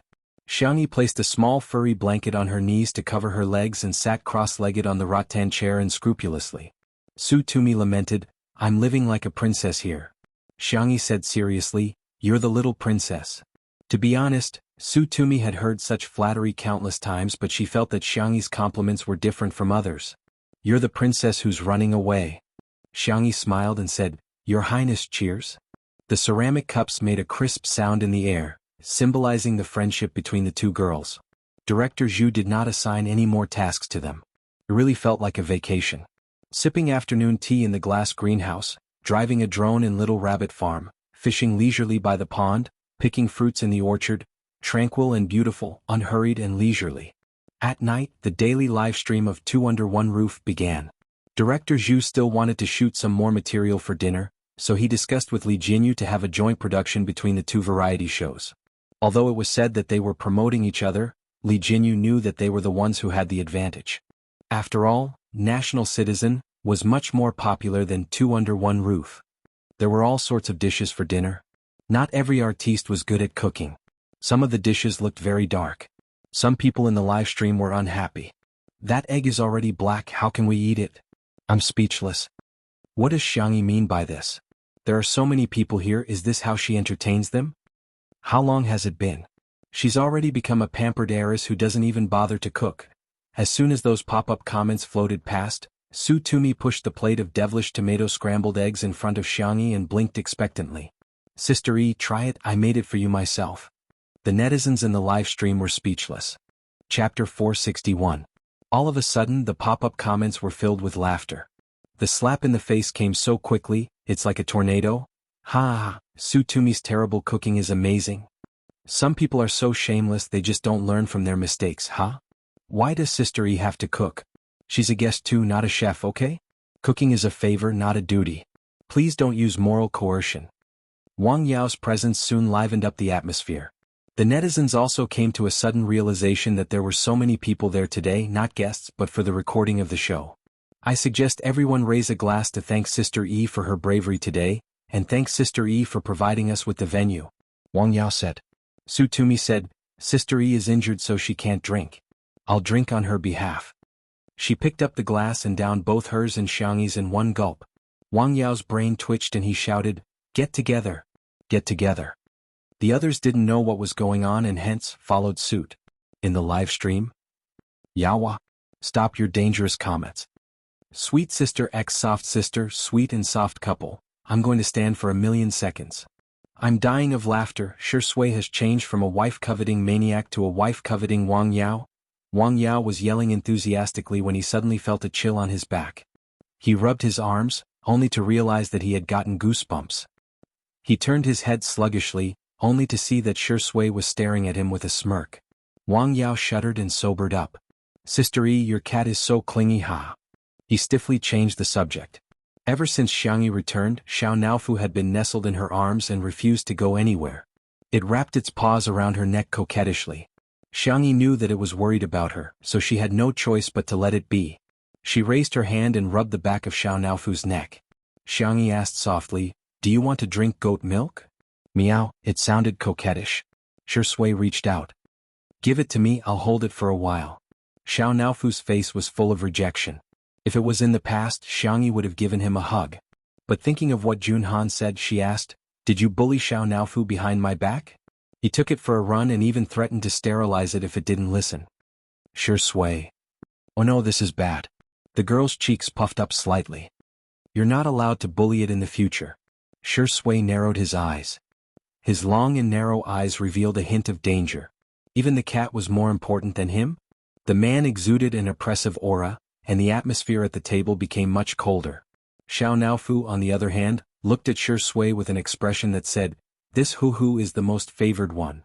The untimely couple fans expressed that they had bumped into each other again. He's jealous, that D***M man is jealous. There's always someone who can deal with you. If not, then I'll change to another cat. I suspect that this cat has really gained sentience and has real evidence. Green tea axe, brother, this family can't tolerate you anymore. Did you do something wrong? Don't make things difficult for me.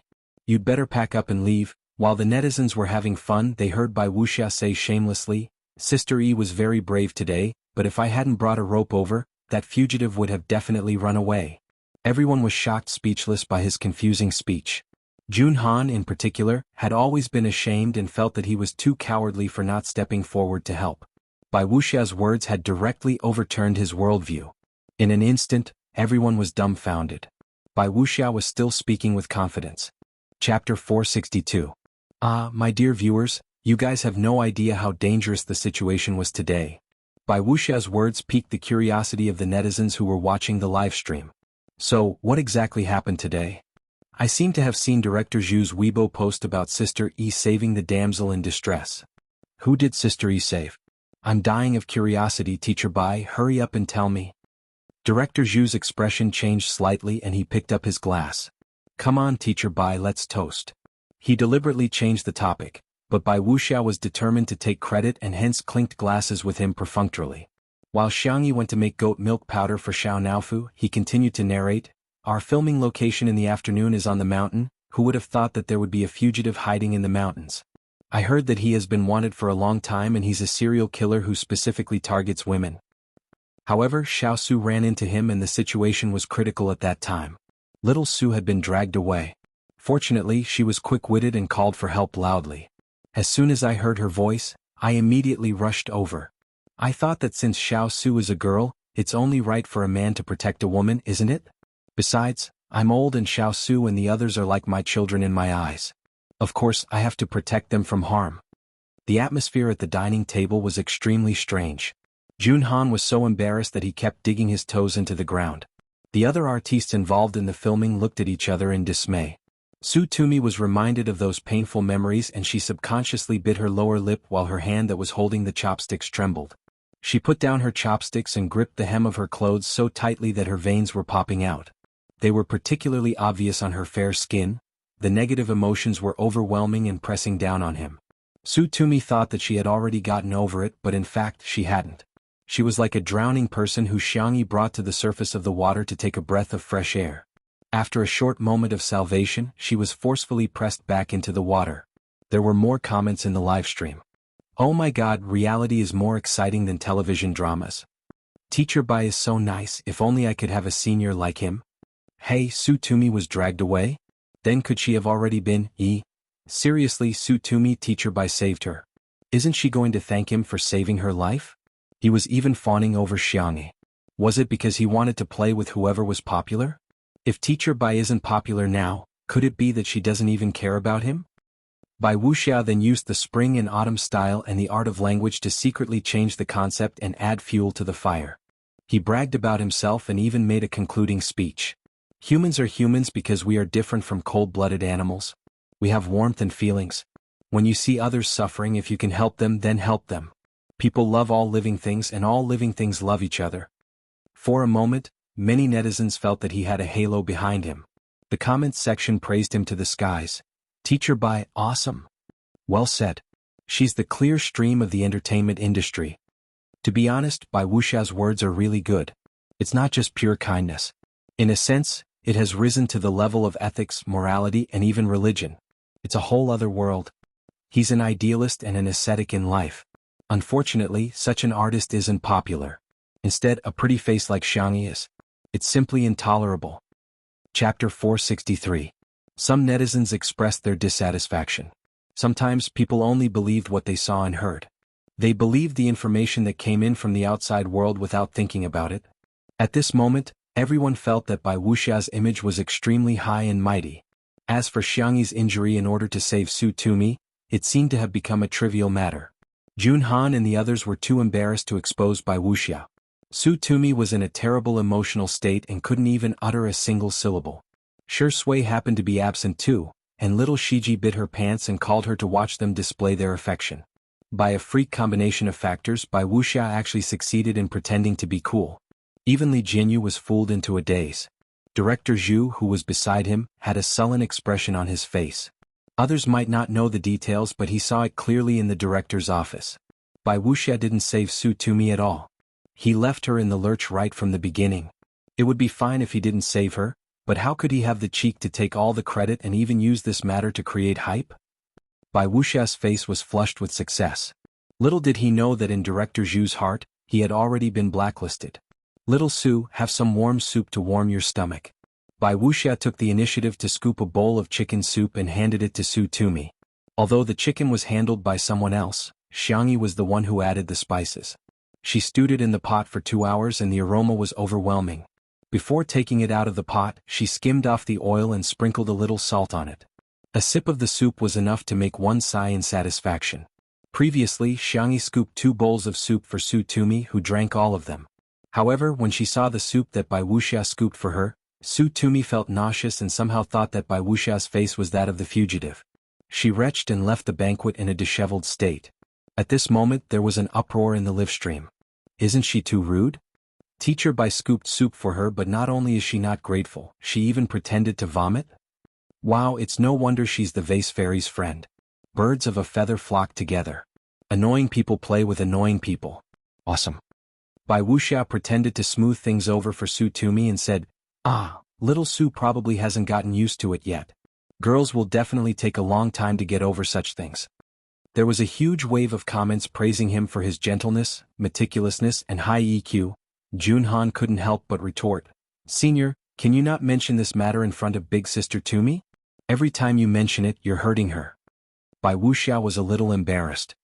He acted like a life mentor and said, "Am I not doing this for her own good?" No matter what happened, one had to face it bravely. Only by daring to face hardships can one truly walk out of the shadows. How can you just think about running away? His ability to pour out chicken soup was top-notch. How could Jun Han win against him in an argument?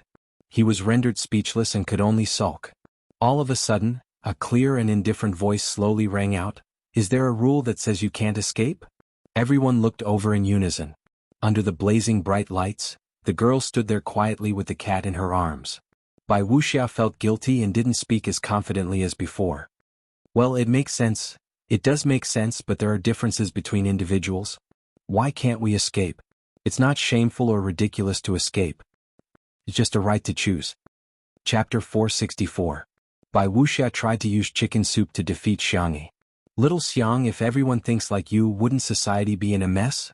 It's like if all women are dink and don't have children, wouldn't the human race be extinct? Therefore people must be strong and not weak. When the heavens are about to give a great responsibility to a person, they must first suffer." "Sorry, senior, I can't agree with your point of view. First of all, reproduction is not a necessary social obligation for women. Forcing it on women is a manifestation of gender discrimination. Second, people have different personalities. It's good to be extroverted, but it doesn't mean that introverted people have to be extroverted. Similarly, I'm not denying the positive meaning of being strong. I just think that there is a limit to how much people can bear. If it's painful enough, why should we be strong? What's the big deal about running away or even crying? Senior, do you think this is something worth laughing at?" Xiangyi interrupted him, which made Bai Wuxia feel incredulous. He was a senior. Xiangyi was just a junior. How could she interrupt him? Bai Wuxia was indeed popular when he was young. Later, his acting skills did not improve. His acting skills became routines and templates, and gradually he had fewer and fewer acting roles. However, he was still a senior. Now that he was older, he would be respectfully called a senior wherever he went. Being questioned by Xiangyi, Bai Wuxia was furious and unconsciously put on airs. "What do you know? You're just a little girl. You've only studied for a few days, yet you dare to criticize others? Xianxia did not react violently when she heard this. She said calmly, "Since Senior insists on his point of view, then I think we have nothing to say." Communication was first established on the basis that the two must be on the same channel. If it was a cross-server chat, then it would be meaningless. Xianxia had never forced others to agree with her character. In the live broadcast room, Xiangxi's simple words made countless people fall silent. Yes, from childhood to adulthood, no matter what hardships they encountered, they always heard that they had to face it and overcome it. But today they heard a different kind of voice. It turned out that running away was not shameful, and being weak was not wrong. Many people in front of the screen had a flicker of light in their eyes, revealing a trace of confusion. There was spicy tutu, but something interesting happened. By Wuxia seems to have dropped out of middle school. Where did he get the guts to be so fierce to Sister E? Sister E graduated from one of the top 2 universities in the country? I'm dying of laughter. Does the internet really have no memory? Back then, Teacher Bai kept saying that he was going to win the Nobel Prize for acting. At that time he was ridiculed by the crowd. My boss is exactly the same as Bai Wuxia. You talk to him about money, he talks to you about life, you talk to him about life, and he talks to you about overtime.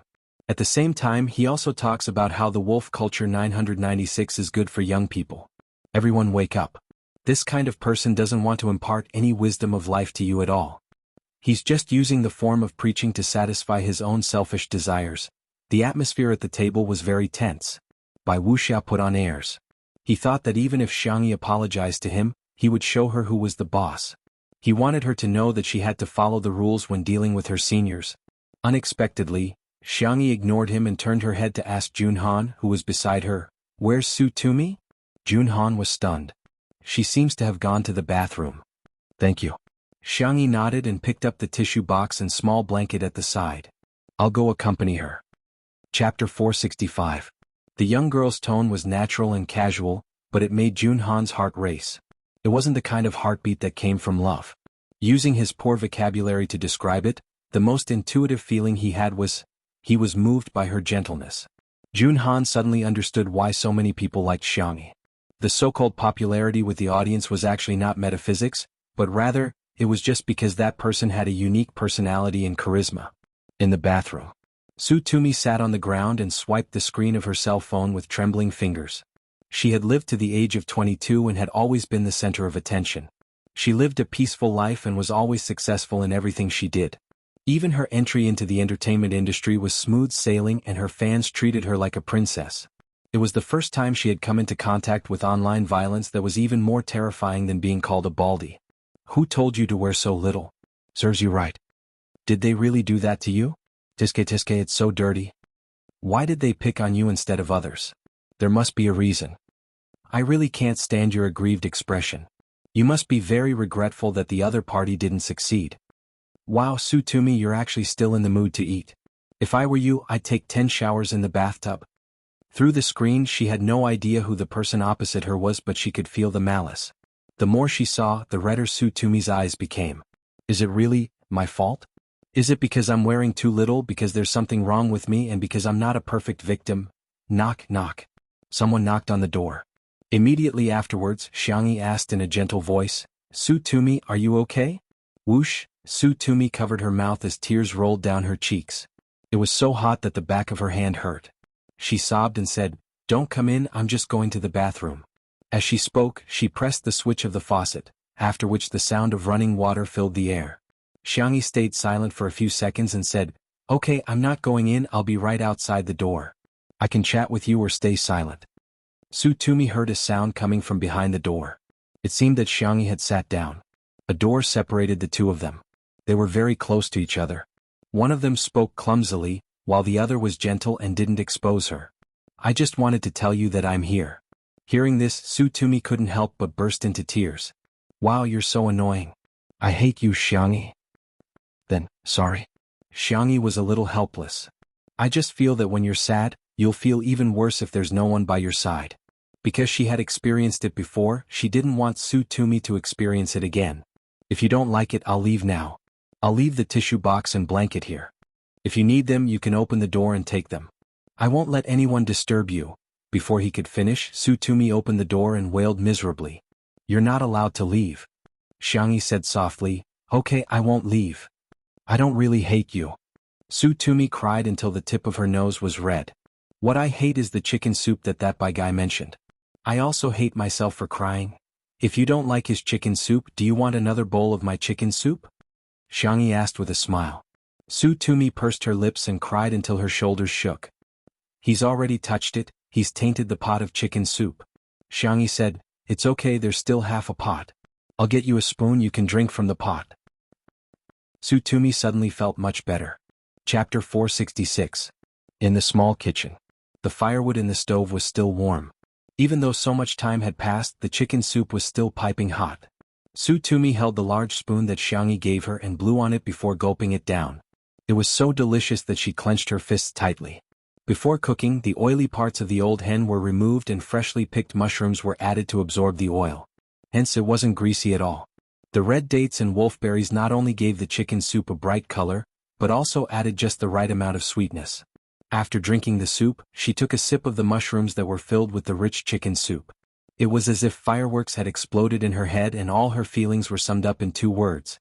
So fragrant. It's so fragrant, it's so fragrant. Su Tumi's eyes were watery, perhaps because of the heat of the pot or because she was touched. As for the poisonous chicken soup that Wuxia mentioned, she had completely forgotten about it. Wuxia. Who is he? Is it important? His words are nothing. Sister Yi's chicken soup is the best. Without Xianxia and Su Tumi around, the atmosphere at the dining table became even stranger.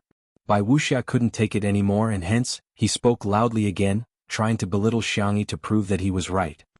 Confucius said that fathers and sons are related, monarchs and ministers are righteous, husband and wife are different, elders and children are orderly, and friends are trustworthy. It seemed that the rules of seniority had been completely forgotten by the youngsters. They don't even have the minimum respect for their elders. How ridiculous. He had always liked to quote from classics and often considered himself a cultured person because many artists in the entertainment industry had low academic qualifications. Many small-time artists didn't dare to say anything after being rebuked by him. Instead, they would feel ashamed because they were too ignorant. To his surprise, Junhan retorted, Mencius was the one who said that, right? Wuxia was a little embarrassed and he pretended to be angry. What do you know? How dare you refute your senior just because you've read a few books? Junhan was speechless. I studied Chinese for my undergraduate degree, so I still have some knowledge about literature. Senior, do you think I can't even read? All of a sudden, the comments in the live stream were divided. I just checked. It's indeed a quote from Mencius, but Junhan seems to have no EQ by pointing it out like this. What's wrong with our Han pointing out senior's mistakes? What era is it now? You're still abiding by those feudal dregs. While the netizens were arguing ferociously, Shi Sui returned after feeding little Shiji. Wuxia tried to get him to take a side and repeated what had happened just now. At that time he had chosen the aspects that were beneficial to him. In the end he said vehemently, tell me, shouldn't we listen to Confucius? Am I right? Shi Sui said indifferently, anyway, I know that Zhou Shuren didn't say that.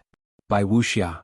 He had no idea why Shi Sui would mention this person, so he asked subconsciously, who is Zhou Shuren? In an instant, the other people at the table tried their best to hold back their laughter. The live stream became a sea of joy. Haha, Shi Sui is so sarcastic. If you know how to talk, then talk more. Where can I buy your works? Is there anyone who doesn't know that Wuxia has been pretending to be an intellectual all these years? Amidst the awkwardness, Junhan said excitedly, I know how to answer this question. Using the tone of a primary school student reading aloud, he said, Zhou Shuren, a famous writer and thinker. Lu Sun,